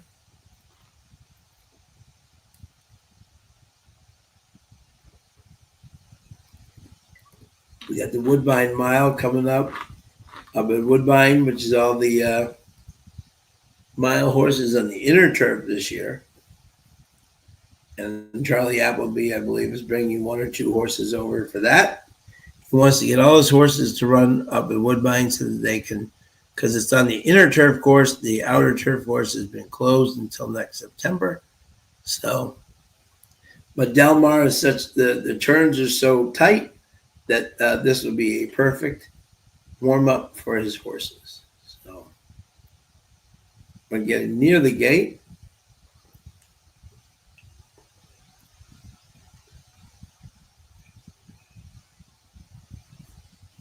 It's now post time. Pick 4 going up to $56,750.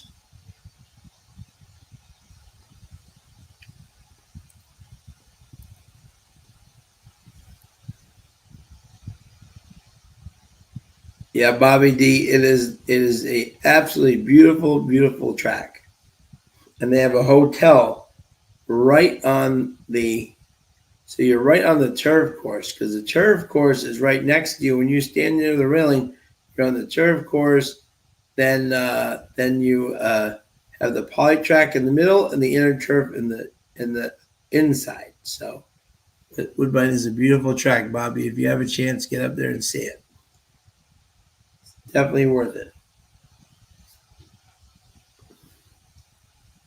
Okay, York Million. Okay.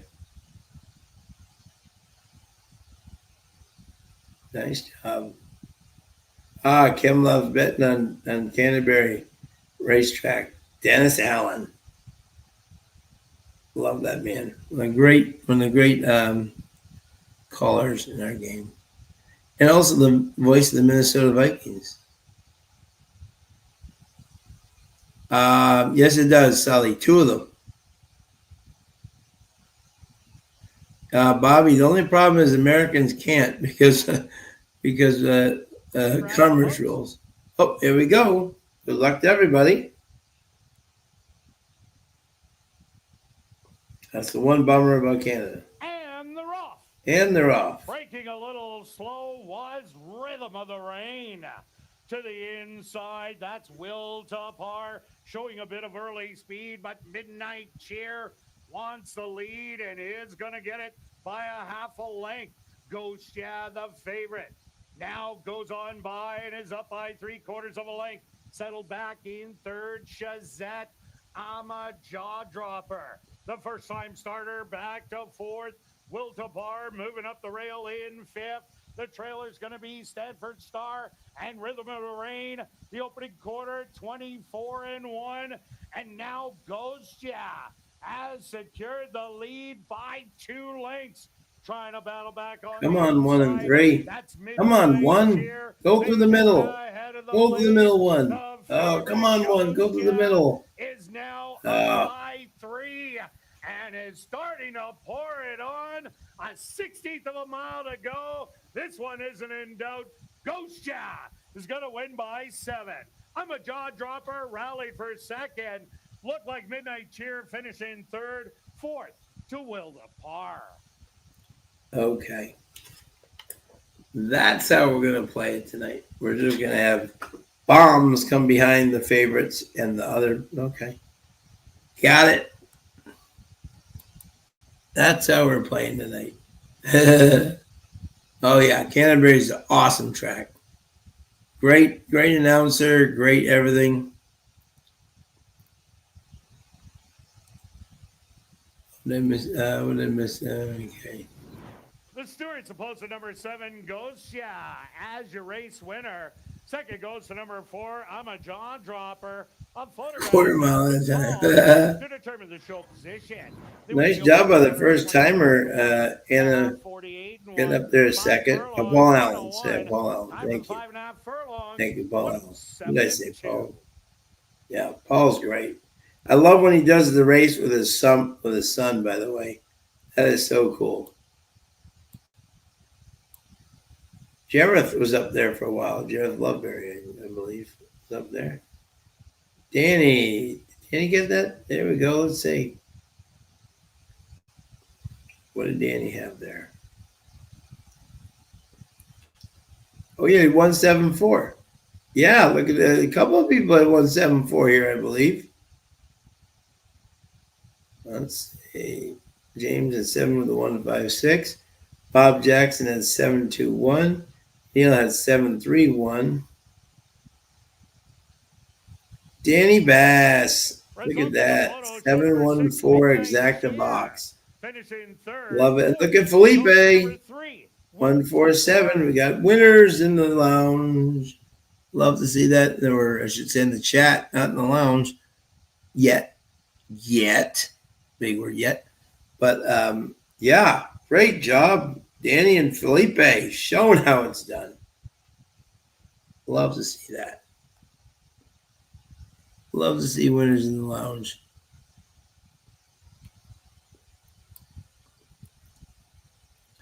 If it's not us, we love to see you winning.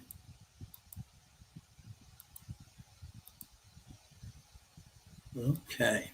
We're only, there you go. Yeah.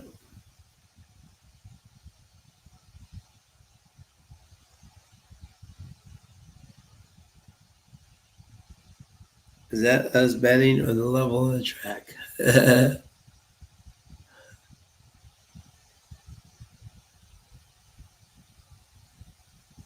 Yeah, they have a lot of chalk favorites. Well, the other thing is that the Assiniboia gets hit by the cause all the time. I'm not going to spend a big. Tim loves the, but the reality is they play this track all the time, and the odds go Now entering the winner's way team down and stuff closure. like that. The So official winner 2 to of 5 the on Linda Ghost Pro Job. Team Memorial Race. That's number 7. Ghost Job. Ghost Job. Patterson is just on an absolute tear there, J Worm. Your boy is just winning every stakes race possible. Owned by Homer Thoroughbreds. Great this Trained by thing. Jason Homer. And ridden to victory by Chavanel Patterson. Chaviel Patterson is on a roll. 7-2. Congratulations goes out to.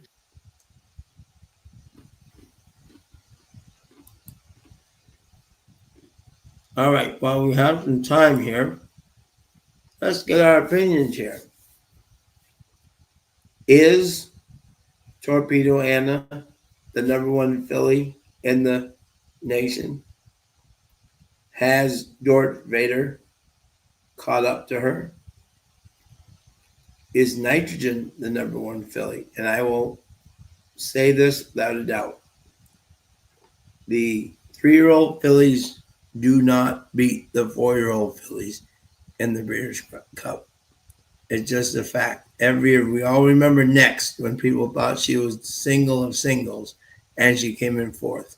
3-year-old fillies just do not beat 4-year-old fillies. They're just not developed yet, and they don't run the same races. So I think it'll be interesting to see, like Lacar and all that stuff, and the 3-year-olds versus the 4-year-olds. They just don't win. The males can do it, but the females, it just does not happen. Still 3 races to go, Bob Jackson. Exactly. Danny Bass, trainer, owner combo. Yep, 4. Sully's going to, who's Sully going with here?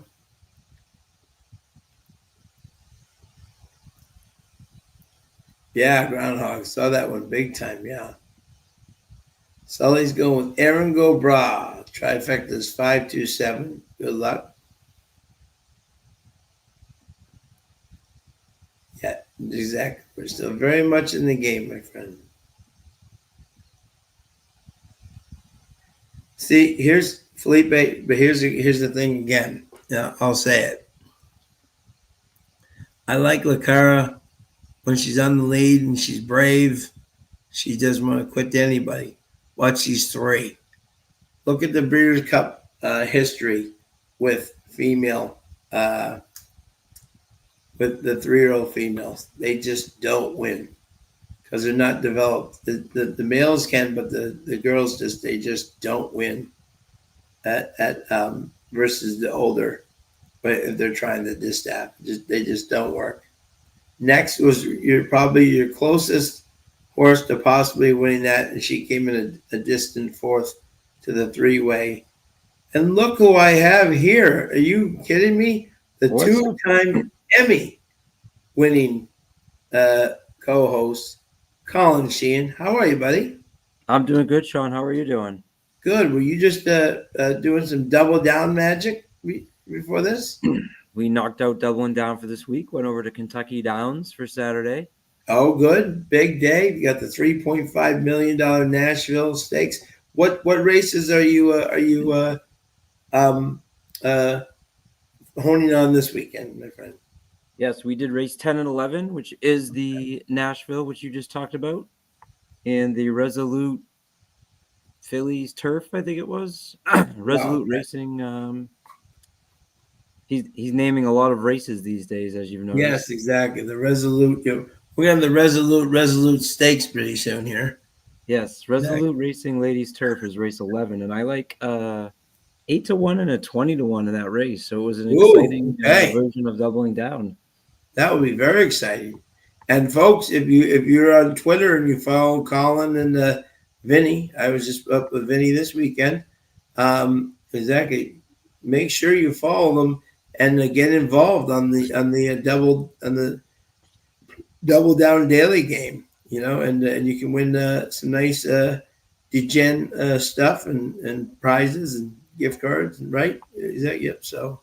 Yeah, absolutely. I'll drop the link in the chat for everybody. Yeah, drop the link, and yeah, exactly. Put in a daily double. It's free to play, and we get prizes, and you can just. Sean was too distracted this weekend and forgot to dumbbell, but that's okay. We have a new leader at 1750. So when you get these, I think there's some prices. Yep. Up for Kentucky Downs on Saturday, so it's really still anybody's game, although it's the last week for this month's contest. Anybody can take it down. Yeah. All I have to say was Aaron Gobrat and Colin the Leprechaun magically appears. Look at that. I heard it. My ears were tingling. There you go. Just throw a www before that. Or you can try that. I don't know. It just won't let me put it in the chat here. So if you try that, make sure you hit submit. You can pick your 2 picks. There's free past performances on there that I get from Raceland. So you can see my knocked up versions of the past performances with Raceland stats and everything. And there's some headlines in there for you. And there's a leaderboard, which we've got going on, which I'm hoping we can bring to either the lounge or the Tour de Force next year. Maybe we can use the app to get people's picks in and build a little community there for folks. So yeah, it's going great, and we're super excited with DGen Design, who's given us the $50 gift card. They have some great gear if you're looking for some horse racing or all gambling, not just horse racing. Yeah. And Colin's a happy camper because once again our Red Sox beat the Baltimore Orioles like 5-0. So we're coming off a big weekend in New York. Coming off a big weekend, winning 3 out of 4 in New York. All my New York friends didn't want to talk to me up at Saratoga after Saturday when we pummeled the Yankees 11-1. But that's okay. They needed that. They did. Yep, they did, especially after that showing in Baltimore home. But exactly. So, Colin, did you look at these races at all, or if you haven't, don't worry about it. But I haven't. But we, I got my race lens, and I got you. So we'll. There's no reason that you can't sit down quickly and look through the PPs and hopefully pick out some winners. Who did you talk through this race yet? No, we're just about to. And how are we doing tonight? Any winners or what's happening? No, we've been. There's bombs that are coming in with the favorites. It's been very chalky, except there's a couple of upsets so far, but the bombs have been kind of coming in. I've just been doing some tries and trying to get value that way because there hasn't been value the other way. And two looks sprite on her feet. Yeah, a lot of verve. Yeah, out of Taylor Verve, Tail of the Cat. Mike Taphorn, who's had a good across the board meet, the former Surf Paradise horse, is coming 4th, 2nd, 1st, and 2nd with the nemesis of Tim, Ron Ali, as the jockey. The favorite right now on the board is the 2, which is a lot of verve. And ran a very nice second last time, dropping to the 55 level. We're getting to the point now, Colin, where now we're getting towards the end of the meet, and we're going to see some horses dropping where people are maybe trying to get rid of some horses before they go to other places, Yeah. But, I mean, we're still a month away, but we're starting to get to that point where they're a little bit, we're going to see some bargain basement sales here on some horses, we've just reached that point now. We're almost into September, and their meet is about 5 weeks more to go. So Bob Jackson's top picks are 5-1-6. So let's go through the field here a little bit, Colin. See, we got the 1 Mecco Mekki, Elton Dickey, and Ronaldo Cumberbatch. They're 18% together, 4-1. Kurt's got 2-4-5, and Stretch has got 5-4. So they're kind of seeing the same page there. The 1 definitely has 4 wins in 2 seconds out of 9/3 at the distance, and it's 4 out of 5 at Assiniboia. So clearly, this is a horse whether Dawkins is riding or Bennett's riding or Cumberbatch is riding, he seems to run well. Yeah, stepping up in class a little bit. I know this is this is claiming 5,500, and that's where he sits at. Racelands has this as a class rating of an 89, which feels high for this horse. He's been running, if you're going by Equibase class numbers, low 80s, high 70s. Looks like it'll be them early speed, especially from the rail, I would suppose. Yeah. And is 4-for-5 at Assiniboia and 4-for-9 at the distance. So seems like they spotted him in a good spot here. I just don't know. Source is more attractive at some of the prices he won last time at 10-1 and 8-1 than now you're getting 4-1 today. The 2, I already said I liked how the way he looked in the paddock. He looks excellent. Yeah. He's dropping down from a claiming 7,500, finishing second behind Mr. Dazzle, lost by a head last time out. But prior to that, Sean was running at claiming 10,000 non-winners at 3 level, coming over from Turf Paradise at claiming 10,000. So I have to figure this horse fits well and looks like should be coming from just off the pace. Yeah, or as Kurt likes to say, Mr. Dazzle. There you go. Exactly. Yep. Exactly. So, this 2 looks definitely live in this position. That's for sure. The 3 Market King is Tom Gorderby Jr. and Patterson.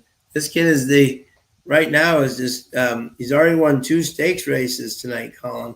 He is riding really well right now. This is a $550,000 Keeneland September yearling from Into Mischief out of an AP Indy dam. Yeah, I know exactly. So I don't think this wasn't the plan when they started, No. But 13 for 16 in the money at Assiniboia Downs. So I know, yeah, exactly. So definitely has an affinity for this track for sure. And has Patterson, who was getting up for the first time. And right now you're getting the best price you've had on this horse in a long time too. He's right now at 7-1. Interesting. The jockey trainer combination is 0 for 11 together. That's an interesting thing with 2 guys doing very well. Usually don't get that, but he's 0 for 11. That's food for thought. The 4 is Cinco Majestic, Sherry Long, Daryl Dalrymple. This horse is coming in from Canterbury, Groundhog's track, and ran against 10,000. At least was run competitively.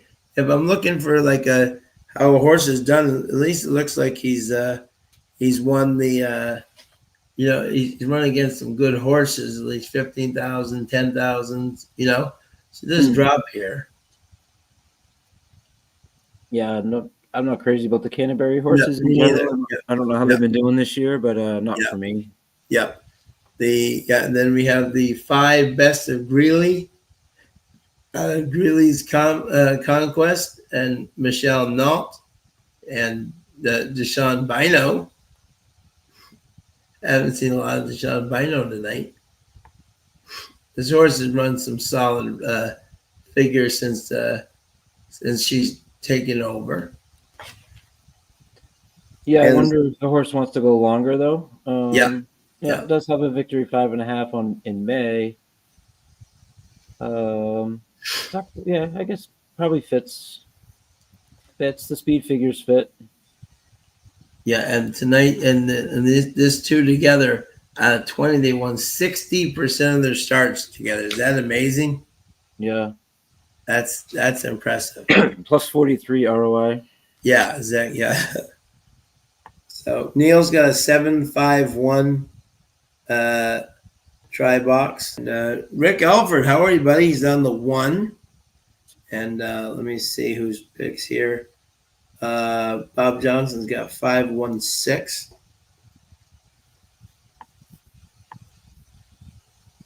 Just why I have you here, my friend. If I can just step away just for 1 second, my friend. Yeah, I'm here for your bathroom break. And yeah, I guess have you put the bet in for this race yet? Huh? You haven't put the bet in for this race yet? No. I'll give you the bet this race, my friend. All right, jumping in. You go take a break, and I'll take it from here. We'll round out the field here. The number 6 is Cupid's War. Trainer Perry Cavanaugh. Rashad Knight's aboard. Speed figures look pretty light for me. Horse looks like if he's going to win, he's going to be wire to wire. I'll pass. I saw somebody likes the 6. Kim Lilly, 200 to win on the 6. That is. Why don't you put in the chat why you like the 6 there? I'd love to know.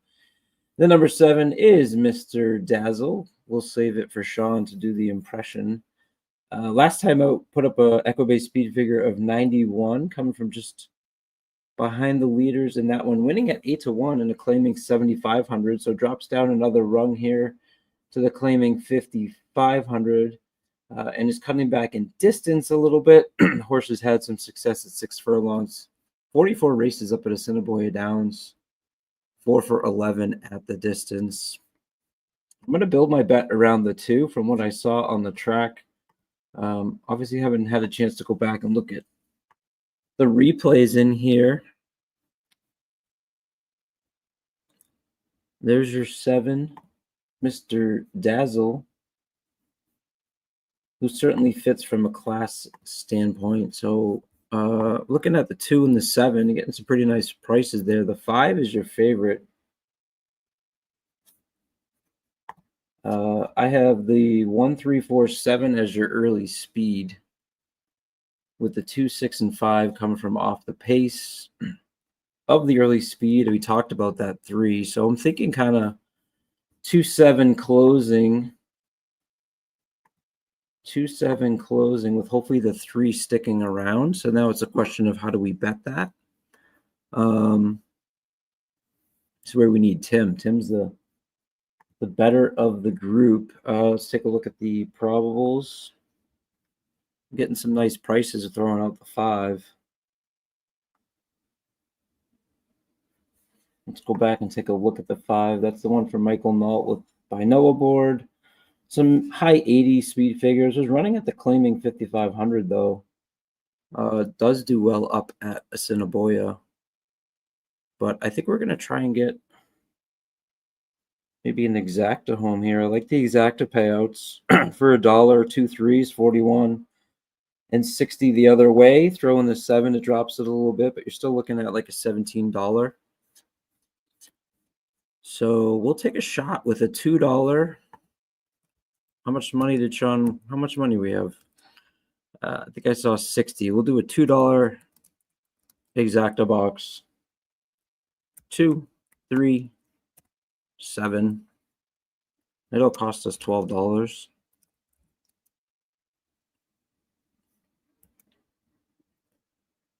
And that will be our official bet as they make their way to the gate. Let's go through some of you guys. Rick Alford. Hey, guys, I'm on the 1. Welcome, Rick. Love to have you. Neil is doing a 751 try box. 751. My son's birthday is July 15th, so those numbers pop to me as well. We mentioned Kim, who's putting $200 on the 6th. That's a pay nicely if that comes in. 1 and 5 on the money. Rick, 1-3 exacta box for $2. Thank you, Felipe. Let us know what you are going with. The lounge, we're going to go with a $2 exacta box. 2, 3, 7. 3's now, the 2 is now 3-1.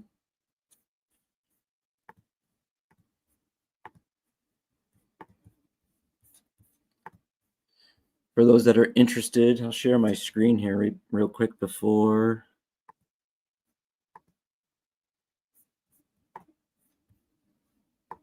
the race goes off. As they make their way to the gate, Race Lens has the 2 on top as well. 34%. They go 2-1-5-4-7. So hopefully Race Lens is right with the 2. There's our bet, Sean. We're going to go 2-3-7 exacta box. Love it. Okay. We'll take the 5 out. As I was saying, hopefully the 3's the one on the early speed that can hang for second, with the 2 and the 7 closing on them, and maybe we can get some nice prices in there for the people. Love it. Kim's got 200 on the 6, so at the end of the day, I think we're all hoping Kim gets that home. Yeah, geez, huh? Yeah, I'd say so. Let me bring up the sound here so you have Kurt on the mic. Locks right in. Besta Greeley, the 9-5 favorite, is in. Just 2 left to load. Cupid's War. And now just waiting on Mr. Dazzle. They're all set. They're at the post.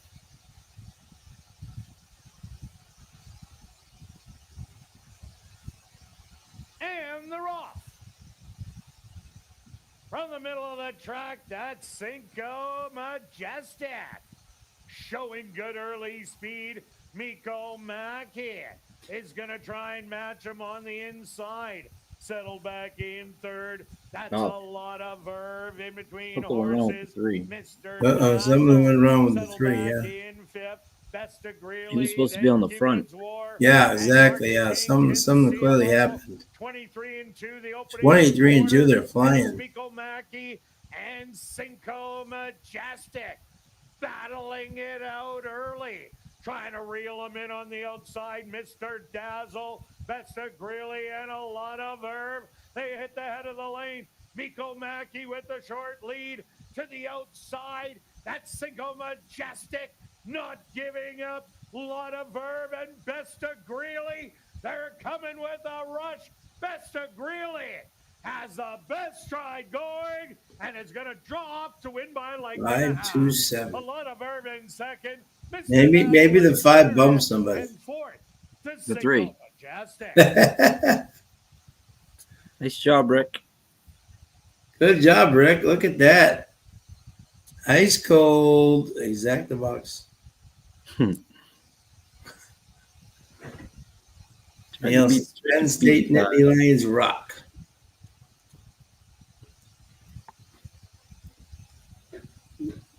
Penn State has one kryptonite. It's called Ohio State. They just can't get by them. Good job, Rick. The Stewart's about to number 5, Besta Greeley, as a race winner. Second goes to number 2, Alana Verve. Third to number 7, Mr. Dazzle. And fourth to number 4, Cinco Majestic. They went the opening quarter 23 and 2, the half 46 and 2. 5 furlongs, 59.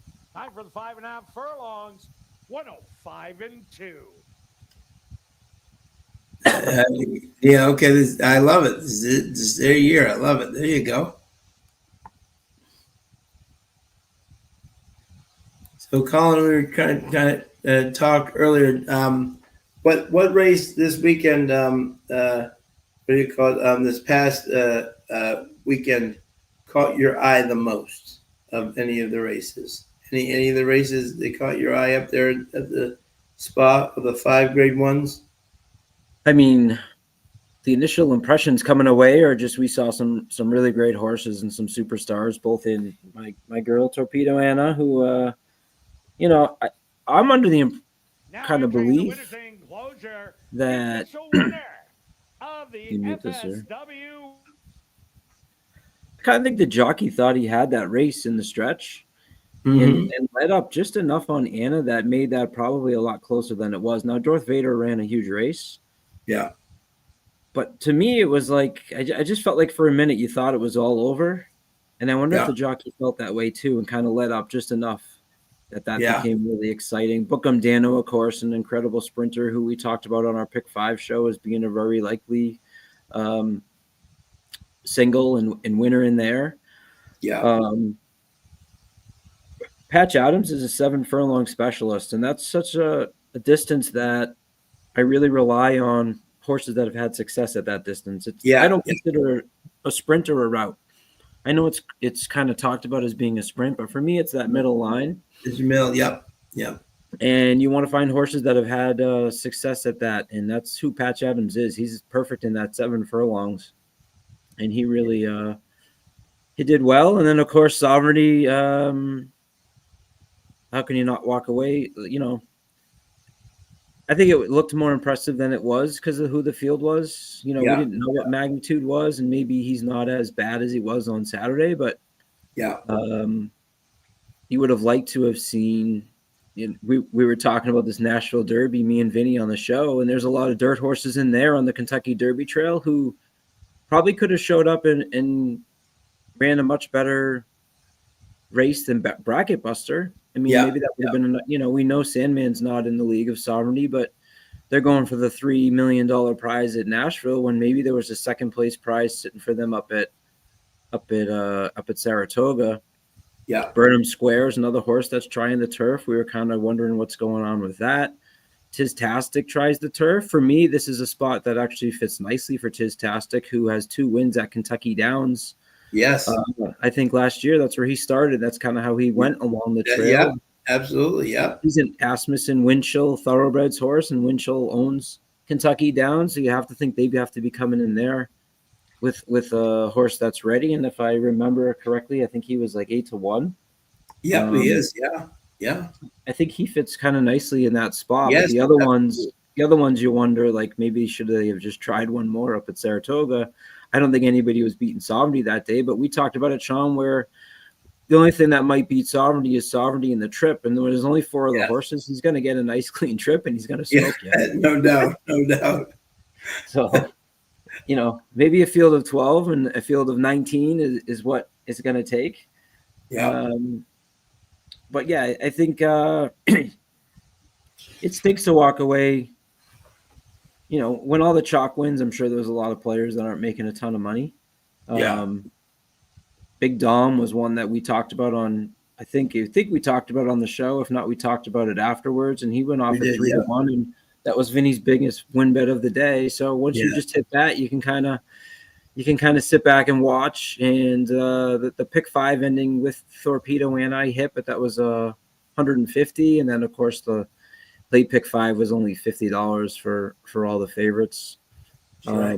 Barnes ran a pretty good third. I thought that was a respectable. There was a moment in that race where I thought that he might have actually shocked the world. Ran better than I think we thought. And then Baffert gets Hope Road home. We talked about how Baffert hadn't done well up at the spa and got that number 9 horse home in that middle leg. So just a great day of racing. And I agree. I totally agree. The stars were out, and you have to just look. A lot of us play the game to make money, and you want to win money, but you also have to, as much as you do, Sean, and you're one of the number 1 people at doing this. You have to appreciate the athletes and the trainers, and when you get to see Bookham Dano and Torpedo Anna and Sovereignty all in the same day, and all 3 of them win, how can you walk away disappointed with that? Absolutely. This huge day, win or lose. You know what I'm saying? It was a huge day for horse racing up there. And then this weekend we got the 2-year-old races. We got the huge Jockey Golf Club Gold Cup. We got the Pacific Classic, Nisos, Fierceness, and Journalism. That should be a fascinating race. So we got a lot of things coming up, heading up into Del Mar for the Breeders' Cup for sure. Then out west on Saturday, you had Dr. Venkman take the Pat O'Brien Stakes, a race that I really thought Stronghold was your lock in that race. I singled him in my doubles and just thought he didn't really get a great ride. Not that I'm one to complain about jockeys, but that was one where I kind of thought Stronghold should have won that race. He was closing late and just didn't get there. But you get Dr. Venkman, who earns his spot in the Breeders' Cup and Pacific Classic. I haven't looked at yet. I only looked at Kentucky Downs so far, so we'll get to that. I'm on vacation this week, so we should have some time. Oh, great. Well deserved. Yeah. After your excellent 18th and 19th, amazing 5.7 million folks raised for the Jimmy Fund Telethon. An exhausting but so worthwhile cause to fight cancer research, and amazing, Colin, what you all did. It always ends up being our two most enjoyable days, even though they're really long, and everybody on the crew, the entire staff and operations at our network is working on those 2 days, and not one person makes a peep about the long day or the work being put in, because you see the stories, you hear the stories, and yeah, we were not expecting it all to not only break a record, but to break it by $1 million was exactly, yeah, really made us feel good. So $5.7 million towards cancer research and finally striking out cancer, as all of us have been impacted by that. My grandfather passed away from melanoma, and I think everyone you talk to has their story. So very happy to be a part of that. That's awesome. All right, so it was 11 minutes to go in race 6 here. Let me read the conditions here. We have 7.5 furlongs, claiming purse 13,200 for 3-year-olds and up, 3-year-olds, and we have a full field of 7 with the favorite right now. And Bobby D's already got it 7 with the exact box 746. And the favorite is Doc Higgins, for all those T. Higgins fans out there in the Bengals world. Jerry Gorno and Ronaldo Cumberbatch, 14% together, coming off a optional 12K, dropping down to 5,000 here. And the distance here is also dropping in distance, I believe, from mile 16 to 7.5 furlongs. 7.5, not one you see often. No, exactly. Bobby D's got 746 and Neil's got 754 tri-box. So everyone's Felipe Venkman from Post 1. That's amazing. Yeah, and and he's got Kurt's got 746 and Stretch has got 753. So they're both agree on the favorite, but they do not agree on who will be in second and third.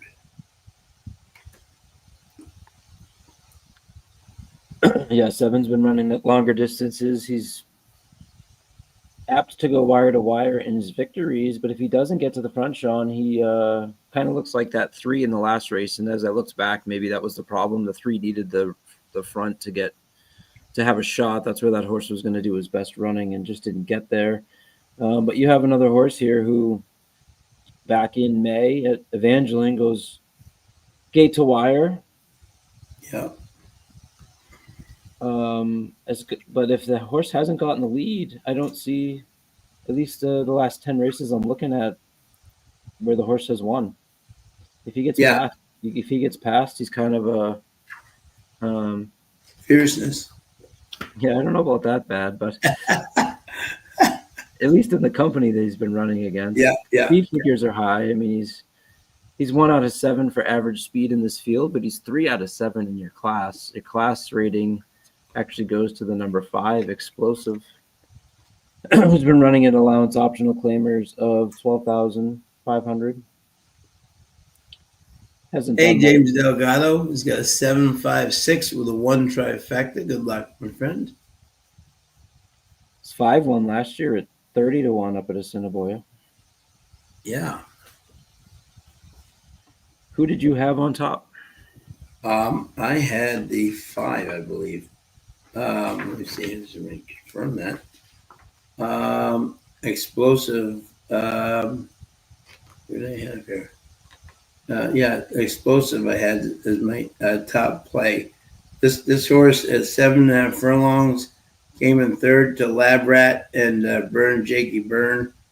Had optional 12, dropping down.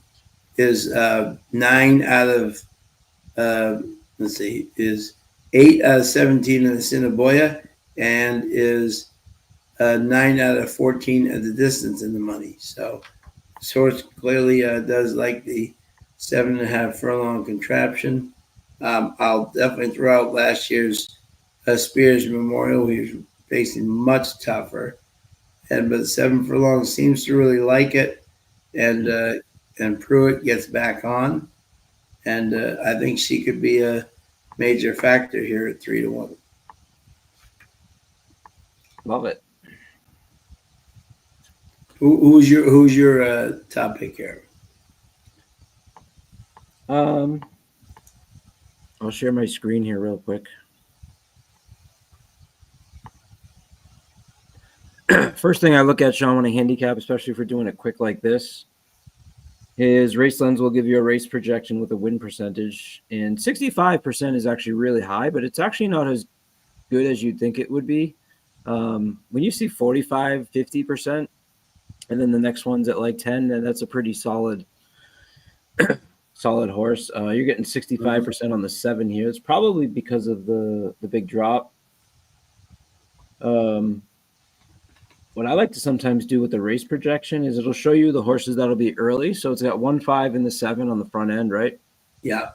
I try to keep that in my mind as I move forward to look at the middle. And it actually has the 5 kind of pulling away from the 1 and the 7.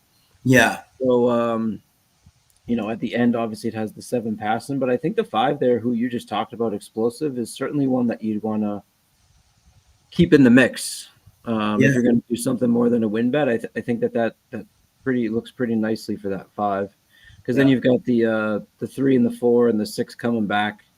The 1, let's take a look at that 1.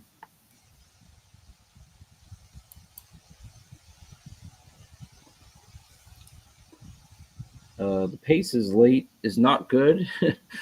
So I don't know. I'm not really high on the 1. I'm 7.5 too, I think. Not 2, 7.5 also.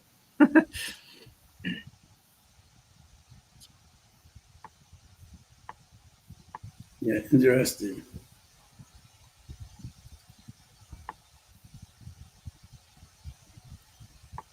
Did you like the 7? Yeah, no, the 7 definitely has a chance for sure. 8-5. Let me see here. Doc Higgins. Yeah, Random is dropping down, dropping back to 7 furlongs. Is 5 for 5 at the distance. So clearly loves the 7.5 furlongs distance. So interesting. That may include 7 furlongs. I don't know if it does, but either way, the horse likes it. So I think this horse is ultra live.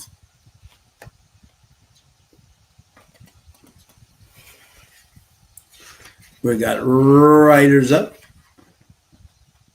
Where is Riders Up tonight? Riders Up he's got something to do with school tonight, so could not.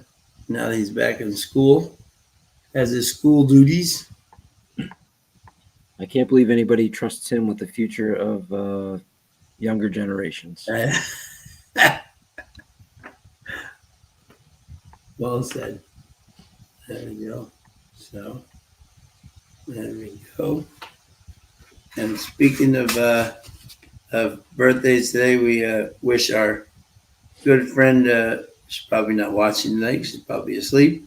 You have the two kids, but Maggie Wolfendale's birthday today. So happy birthday, Maggie, if you were watching.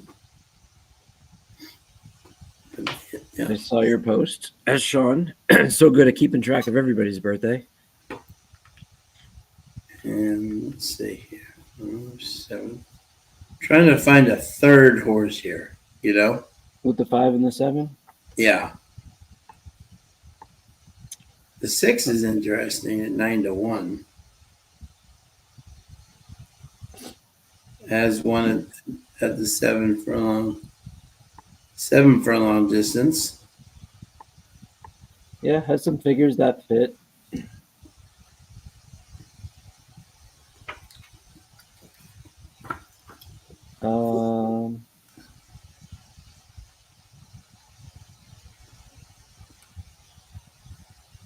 It's been claimed a few times.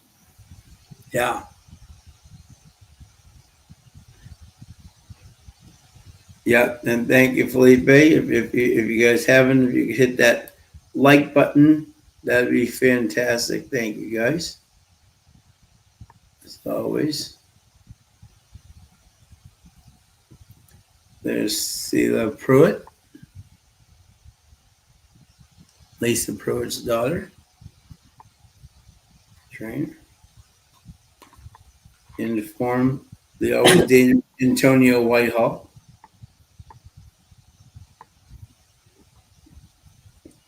There's Doc Higgins looking good.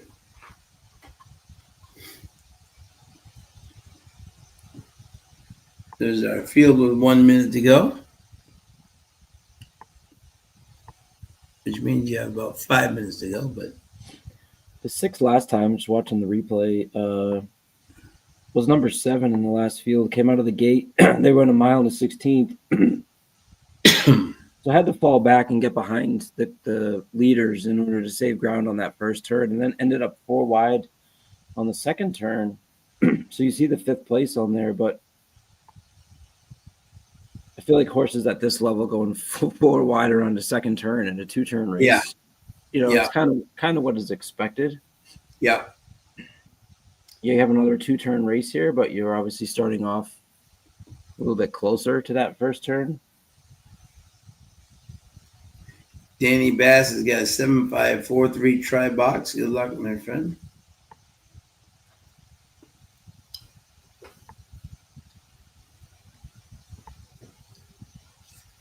It's an interesting race.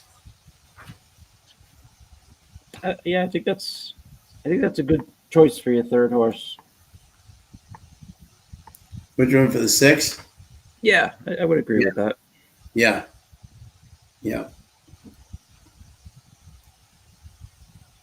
Yeah, I think this could be a outside kind of race.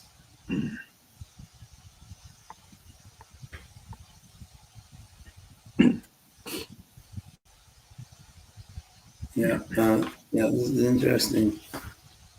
Thank you, Danny. Danny's had a really good night so far. Always good to see. We got our classic high five. Yeah, your classic high five, exactly. $2,000. Look at that, a lot of claims in the last race. Look at that. Everybody claiming. Probably bringing some horses to Century Mile too, because their meet's just starting now. So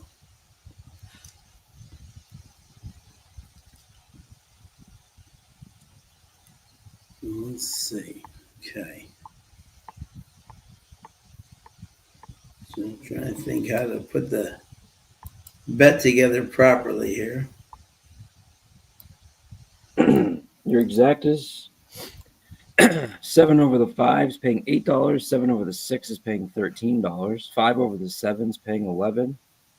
5 over the 6 is paying $13. Is that for $1 or is that for $1? Yeah, $1. Okay.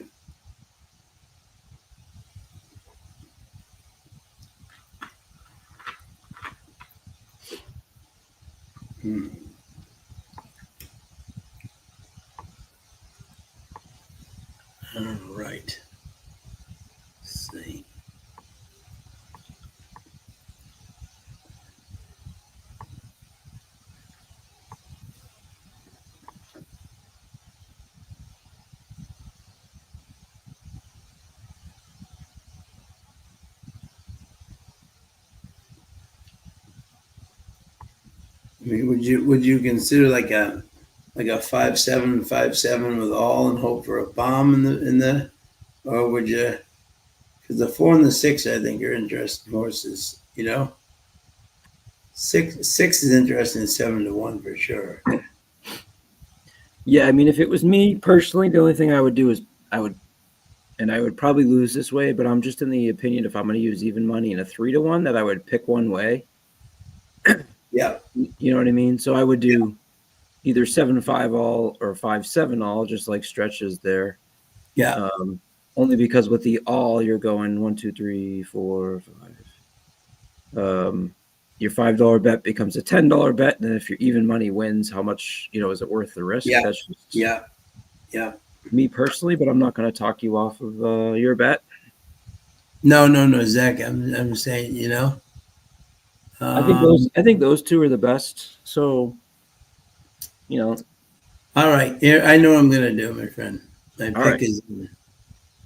I'm gonna do a $2 try key 7 with the 4, 5, 6.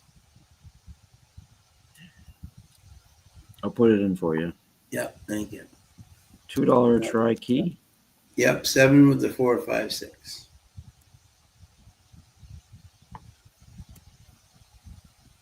So 7 has to win, and then we need the 4 or the 5 or the 6 to finish second and third.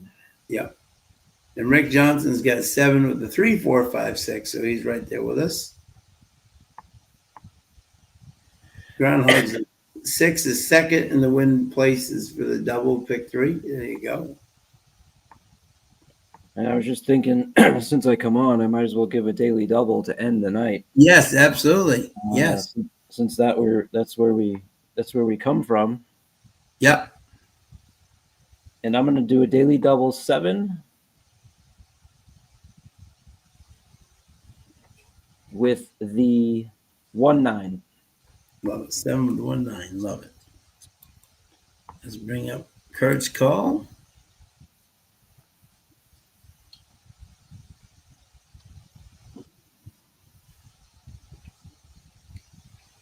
From the outside, Doc Higgins. Straight out to grab the early lead. Explosive will be Stop the race. stalker in second. Informed third on the outside. Well restrained on the rail. Ethan's Animal in fourth. Another length back. That's to Nautical Moon on the rail. Fast Traffic. And your trailer. 25 and 9. Not The fast. opening quarter. A sluggish 25 and 4. Sluggish. And Doc Higgins Yes, we like sluggish. has the lead by a length in form. Trying to put on the pressure in second. Explosive back to There's third. 2 out of there. Now moving up, Ethan's Yeah. Animal. We From keep having fourth this to like third. 13, Captain 14 to King 1 short showing show a up. spirited effort. About 10 lengths off of it. Then it's Nautical Moon and Fast Traffic. 50 and 1.5 mile. And Doc Higgins still with the lead by a length. In form, Come on, 4. breathing down his neck in second. Ethan's Animal and Come on, Explosive. 5. They hit the head of the lane. Doc Come on, Higgins Pruitt. Get up there for clinging third, to the girl. lead. Come on, Doc. Informed to the His Keep outside. going. 7's Oh, no. Gonna try and run him down. 7's This is slowing And down. The favorites tonight are just they keep being beaten by. is gonna Yeah. win it by a length. Doc Yeah. 6, Higgins 7, 5. All the right horses. gonna go to All the right Explosive. horses.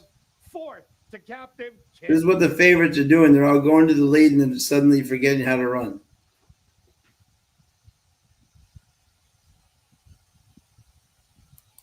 And someone keeps passing them on the outside. Well, we talked about that 6. Yeah, no, we like that 6. Yeah. That was the third horse, not first. Antonio Whitehall. Right? Is that Whitehall? Yeah. Yeah. From Monique Goulet. Yeah. She said so she's the owner and trainer. She said 5 horses, 2 wins, 1 second, and a third. 6 in form. as your race winner. I almost did a $2. I should have just done a $2 try box 675. That's what I liked. You know, Fourth to number Yeah. 3, Captain Kitten. we had all the right numbers tonight, and then they just come in the wrong order. 25 and 4, the half 50 and 1. 5 to 1 over 3 to 5 over 7 to 1. All right, let's see if anyone had it there. 127. Time for the 7.5 furlong. Groundhog at 7 with 4 or 5. Okay, no. Okay. And 7543. James Delgado had James Delgado 756 with the 1 trifecta. Oh, Bobby D's got it. Bobby D has been seeing the ball tonight. Look at Bobby D. Well done, Bobby. Those pitches are coming in like grapefruits. He can just see the whole thing and just hit it. Good job, Bobby. Now entering the winner's enclosure, the unofficial winner of our VIP Man of the Night race. We didn't win VIP again tonight, Colin. I actually saw this. I actually saw the COO and the president of Assiniboia. They were at the King's Plate. King's Plate, yeah. They were still trying to get home. I hope they finally got home to see that. See the races. They're stuck in Toronto because of the Air Canada strike. Oh, I kept running into them. They're rather hysterical, but great people.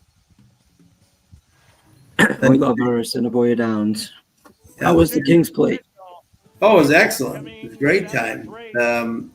Great winner. Pietro Moran, 20 years old, winning his first. He's a remarkable kid, a remarkable rider, and he's still learning. As he said, I have a long way to go, but man, at 20 years old, he's got so much maturity, and so. That's awesome. Crazy Hour appetizers. Just $5. Yeah. And 25% off all appetizers. Love it. After this night, I feel like heading up for some appetizers in a second. Well, we're going to hit the last, so you don't have to get appetizers. You can get a steak. Yeah, exactly. That's all we need is one, right? Exactly. And what are we at now? We're at $44. $44. We can do this, Colin. Plenty of money. We got a full field of 9 here. Get some values here. Actually, I think I was taking money off the wrong bankroll. Does 44 sound right? I was. Yeah, it does. Yes, it does. 7th race, 7.5 furlongs, allowance optional claiming per 16.5 for fillies and mares 3-year-olds up, which have never won a race other than. There we go. And this is an interesting race for sure. Got Apple Fest here. 7.5 distance again. I know, yeah, exactly. It's weird distance. The 6 was a horse who last 2 races have been over a mile. Yeah. The 7 was a horse that had been running in a mile. The 16th who finished second. And the 5th was a horse. The 5 was a horse who'd been running in a mile on the 16th. And 7.5 in the race prior. Yeah. Been very solid. Apple, the number 2 here, was previously trained by Bob Baffert. Yeah. Apple Fest. Yeah, he won his race last time. On the lead. 48-1. Will he get that again? That's the question here. Catch the Dreams 12-1.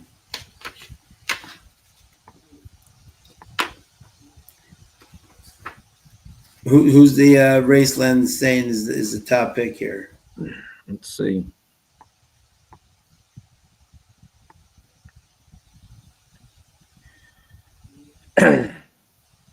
Racelands has the 6 on top, 37%. Looks like before they placed. Let's see if Racelands had the 6 in the last. It did. Yeah. That was the last race. Yeah. And we found the 5 because remember I told you I was telling you he was up front in the middle and then ended up looking like he was pulling away. So he's the one that wasn't in the top 5 here, but that's why we added him. So right. Sometimes you have to do those games. And if you look at early here, a 269 on top early. Then you've got the 9 dropping back a little bit, but not too much of a big change other than maybe the 2 slightly ahead of the 6, but 2-6 for value. Value would be the 6 at 8-5 or the 4 at 6-1 or higher. Those are potential betting opportunities here, according to Racelines. Yeah. And then your highest in the money odds, 59%, goes to the 2. So most likely horse to hit the board. Tom Halleck says the Bibbo is 12-1 with Patterson on board. He's got to figure in somewhere in the high 5. Let's check it out. Let's check it out here. Doc Higgins was claimed, and so was Explosive. A lot of claims tonight. A lot of claims. Yeah, well, what you're seeing now is you're claiming horses and you're going to bring them to Century Mile and have them start there. Let's see. Zabibbo. Let me see here. Yeah, Zabibbo's run some nice races, but he hasn't run this long, so I don't really, Yeah, 7.5 is definitely a funny one.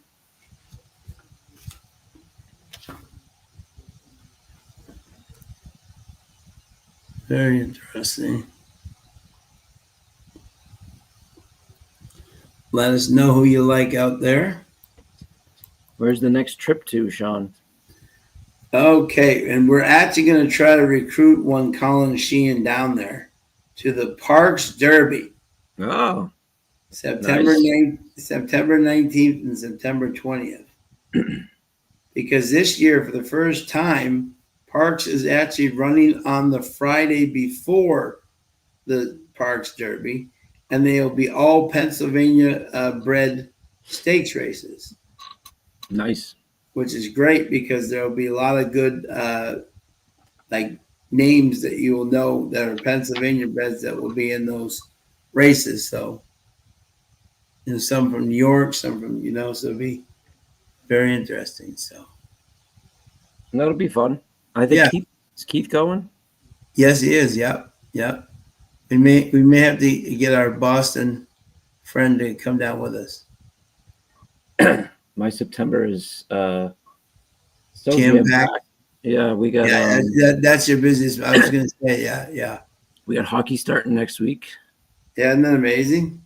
We have a comedy show. We're going to see Pat McGann. I don't know if anybody in the viewers out there have seen Pat. Oh, McGann. yeah. A Chicago guy, and he usually opens for Sebastian Maniscalco, and we watched him a few years ago, and he's awesome. So we're going to see him. I think it's that weekend. That's awesome. Okay. We have a kids show at Fenway at the MGM Grand, mixed in one of those weekends. Awesome. Good. There you go. See, busy weekend. I'm going to see the Pogues. I'm actually going to Suffolk Downs. So Suffolk Downs, the former racetrack here in Boston and Revere. Yeah. The infield is now a small concert venue. They set up a stage and they have some, some names that you would certainly know. Yeah. And I think that weekend that you're talking is there's an Irish festival. So Dropkick Murphys are playing, the Water Boys, and the Pogues. I'm a big Irish music fan, so me and some friends are going to see the Pogues. I'm looking forward to that. That's awesome. Wonderful. Sing some dirty old town. There you go. I still got to get over to Suffolk and take some pictures at the quarter pole and everything. That's still there and everything. Yeah, you can walk right out on the track now. So the track now is it's like a walk. You can go walk on it. Oh, really? Yeah, you can run on it too. It's basically half the track. They cut the track in half. Finish line is still there. Scoreboard's still there. Tote board, I should say. We'll have to meet over there. Haven't been in the inside Tibet in a long time. I'm curious to see what that looks like. Yeah. Well, I know it's a long commute for you, but maybe we'll have to meet up over there. Much longer for you. Huh? Yeah, much longer for you. Exactly. Jeffrey Wilson's going to Kentucky Downs for his first time on Saturday. Ooh, have a great time, Jeffrey. I'm jealous. Tom saw Sebastian Maniscalco here in Winnipeg. Great show. Oh, he's awesome. Who sings? I don't know. That's a good question, Groundhog. I don't know even who's from the original still playing. Should look it up. Let's see. Is there a sleepy time pick here so far? Ooh, good call. A famous, yeah.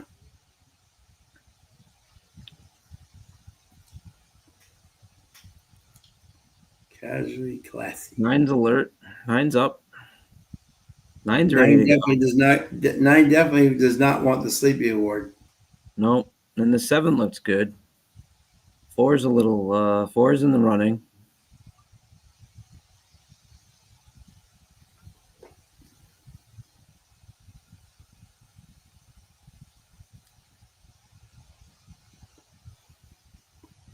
Nine's looking nice. Bobby D's got an exacta box 2-8 with 7-6-1. Just bet that. Huh? Just bet that. Bobby D's on fire. Just bet that, exactly. Groundhog might go to Kentucky Downs Saturday as a spectator. There you go, Groundhog. As opposed to what? He works the tracks down there, so. Oh, okay. Yeah. He and our buddy Brian Short, Kelly Alvarado's brother, Junior's brother-in-law. And whenever he's up there, you just bet Junior's horses because they run well. Neil has got a 6-9-6-2 try box.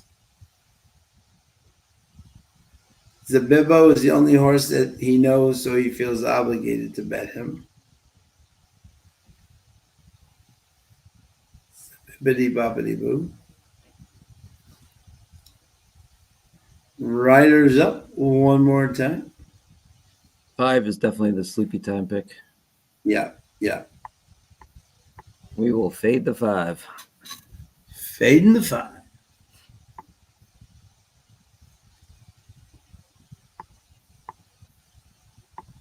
We didn't talk through this much, Sean. Who do you like? Yeah, let me see here. Yep, exactly. So in this race, is the general admission at Kentucky Downs decent, or should I get paddock passes? Come back Thursday and ask Tim. Yeah, Jeffrey, I've never been to Kentucky Downs, so I honestly don't know how that works down there. But I wish I knew. Online said $50 for paddock passes. That's not bad. I get that. You can see all the horses. Can't go wrong with that. No, I didn't know. Usually sound like an option that'll let you down. No, I would go with the paddock passes, Jeffrey. Do that. You can see all the jockeys, see all the people. Yeah, I think this definitely the Apple Fest is going to be an interesting one here at 7 furlongs. Rashad Knights has ridden this horse 2 times and he's won 2 times, so that's an interesting angle there for sure. The 6th, Linda's Map, cutting back in distance. I often like there's a handicapper, astute handicapper taught me once, Colin, when a horse loses by like 8, 10, 15 lengths in second, but he's kind of alone by a second, bet him back next time. So the 6 definitely figures in. And my third pick, where was my third pick in here? Was the 7 mineral rights.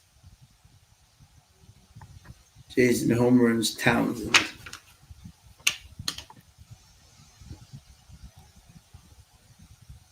Love Is it. there drinks and food included? Ask Brian Short. He'd know groundhog for sure. Hey Dan H, how are you, buddy?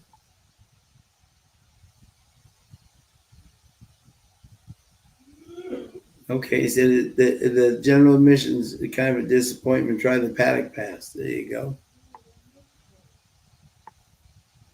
Bring your own chair and sunblock.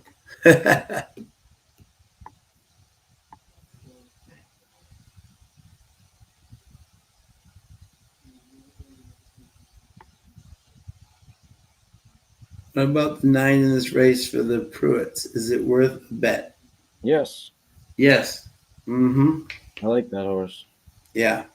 9 and 11 when that was my 4th pick.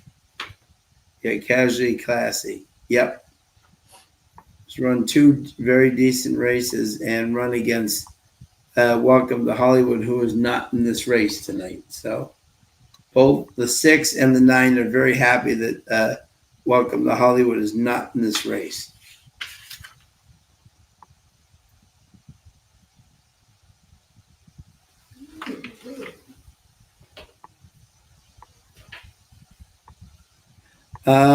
Speed playing well tonight. Yeah, the speed, you have to be kind of close up there, but the speed has not been holding. A lot of the favorites have been leading and then fading in the stretch.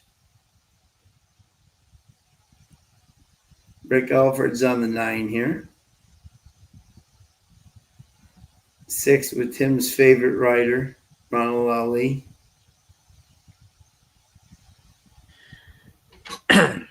All right, am I taking this one? Yes, you are. So you're going to bring us home a winner. I hope.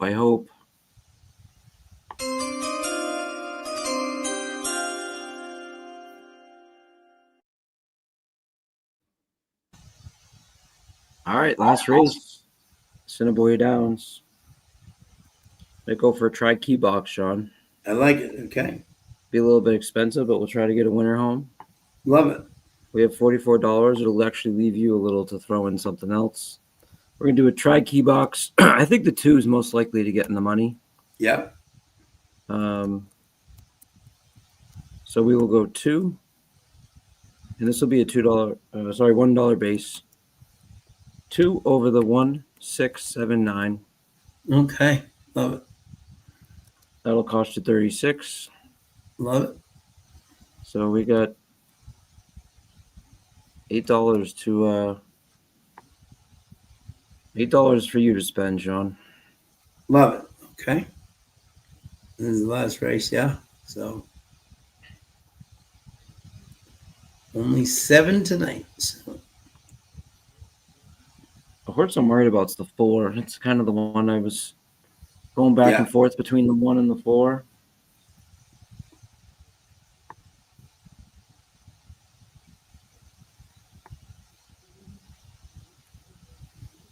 How much would it cost to add the 4? We got 50 from Ethan earlier. So. I think it'll cost 60 total. Okay, I know. Okay. James White's got 479. Thank you to everybody for joining us tonight, as always. Love having you.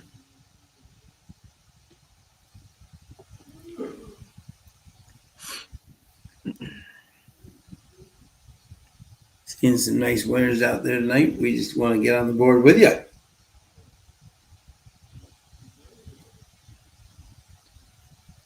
Zero minutes to post. And again, make sure you tune in for Colin's Double Down this weekend from Vinny from. Yeah, it drops tomorrow, 9 a.m. We go to Kentucky Downs for Saturday, race 10 and 11. I think you get some nice prices. So, yeah. Could play, For sure. play nicely. If you haven't joined the app, all you have to do is come in and win this week, and you get $50 gift card. That's awesome. Free to play. Free to play. Good job, Paul. Way to go, bud. 0 minutes to boast. Groundhog's got a 20-cent tri-key box, 3 with the 1, 2, 6, 8, 9. Not flying here. Bobby D loves Kentucky Downs. Dan says 7 is the value here. Good luck, Danny. I like that bet, Dan. Absolutely.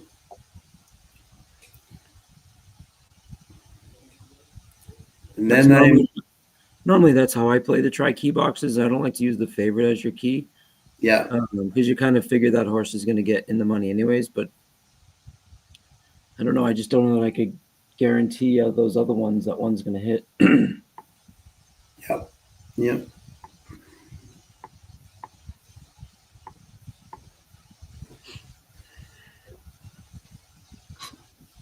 Yeah, Tim's working now. He's got a school thing tonight, so he cannot be here tonight. It's now post time. So appreciate my man Colin coming in here. Helping us out. Let's get it home.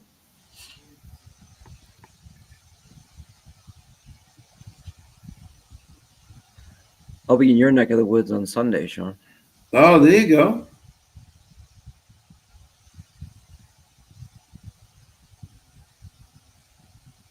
Some great betting down there, Danny Boss. Yeah, pass for sure.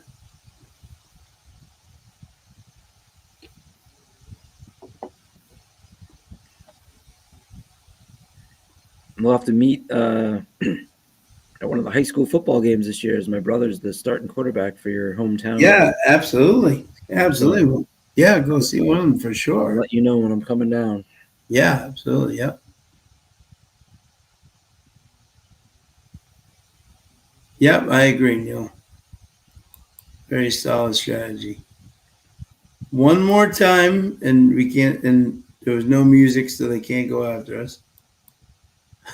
Front gates are open for the other co-favorite at 2-1. Linda's Map. Linda's Map.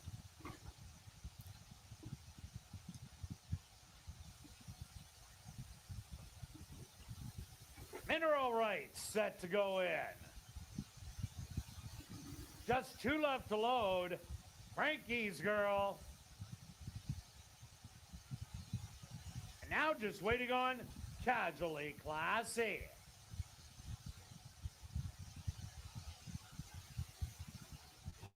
Good luck, everybody. They're all set. They're at the post.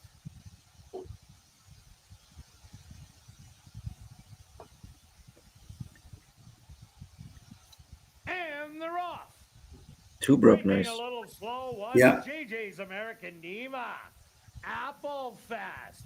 Quickly it goes out to try Apple to lead, Fest. but Linda's Map is going to put on the pressure on the outside. Casually Classy. Stop the race. Back into third. Settled back in fourth in between horses. That's going to be Zabibo moving up Mineral Rights to the outside. Hugging the rail is Catch the Dream. Wow, 20. Couple more back to TR's first. Frankie's Girl and the trail after the poor beginning. JJ's American Diva. 25 seconds, the opening quarter. Apple Fest with the lead by 3/4 of a length. On the outside, Linda's Map. A gap of 4 lengths back. That's Mineral Rights and Casually Classy. 2 more to Catch the Dream. Rowling with We would love that 7. And it's back Yeah. to Frankie's Girl. We would love that 7. TR first. And Come on, JJ's 7. Diva, 48 and 4, a hot half mile. Come on, Linda's 7. Map. Now Caller's Apple Fest on the outside. Mineral Well, Rights. just stay up there, Coming with a 2. big run as Linda's Come Map on, keep this now 2 goes going. on by. Come on, keep this 2 going. No, he's done. Mineral Not even Rights trying with making him. a late charge. And on the far outside, Zabibo, but it's Linda's Map who's going to win by 2. Mineral Rights in second. Damn it. Third's going to go to Zabibo. Ugh. Fourth to Catch the Dream, and fifth to Zabibo. Zabibo came in, was a third. Yeah. He definitely said Zabibo would be in the money there. 673. 673. That's why Dan played that key box right. I didn't. That was Yeah. You know, it's easy to say afterwards. I just didn't know that the 7 would be that good. No, exactly. Stewart's supposed to number 6. 7 round, big one here. 2 quit. That extra half furlong. And tonight, though, the speed has been absolutely dying like a quail. I didn't expect the 2 to be out in the lead by himself. With the 6, you know, they were really, you know. Yeah. They did that a lot tonight. Yeah. Results of the photo show number 7. Mineral Rights finishing second. Third goes to number 3, Zabibo. Fourth to number 1, Catch the Dream. Had all the other ones. To number 9, Catch Look at 7-1. Look at those.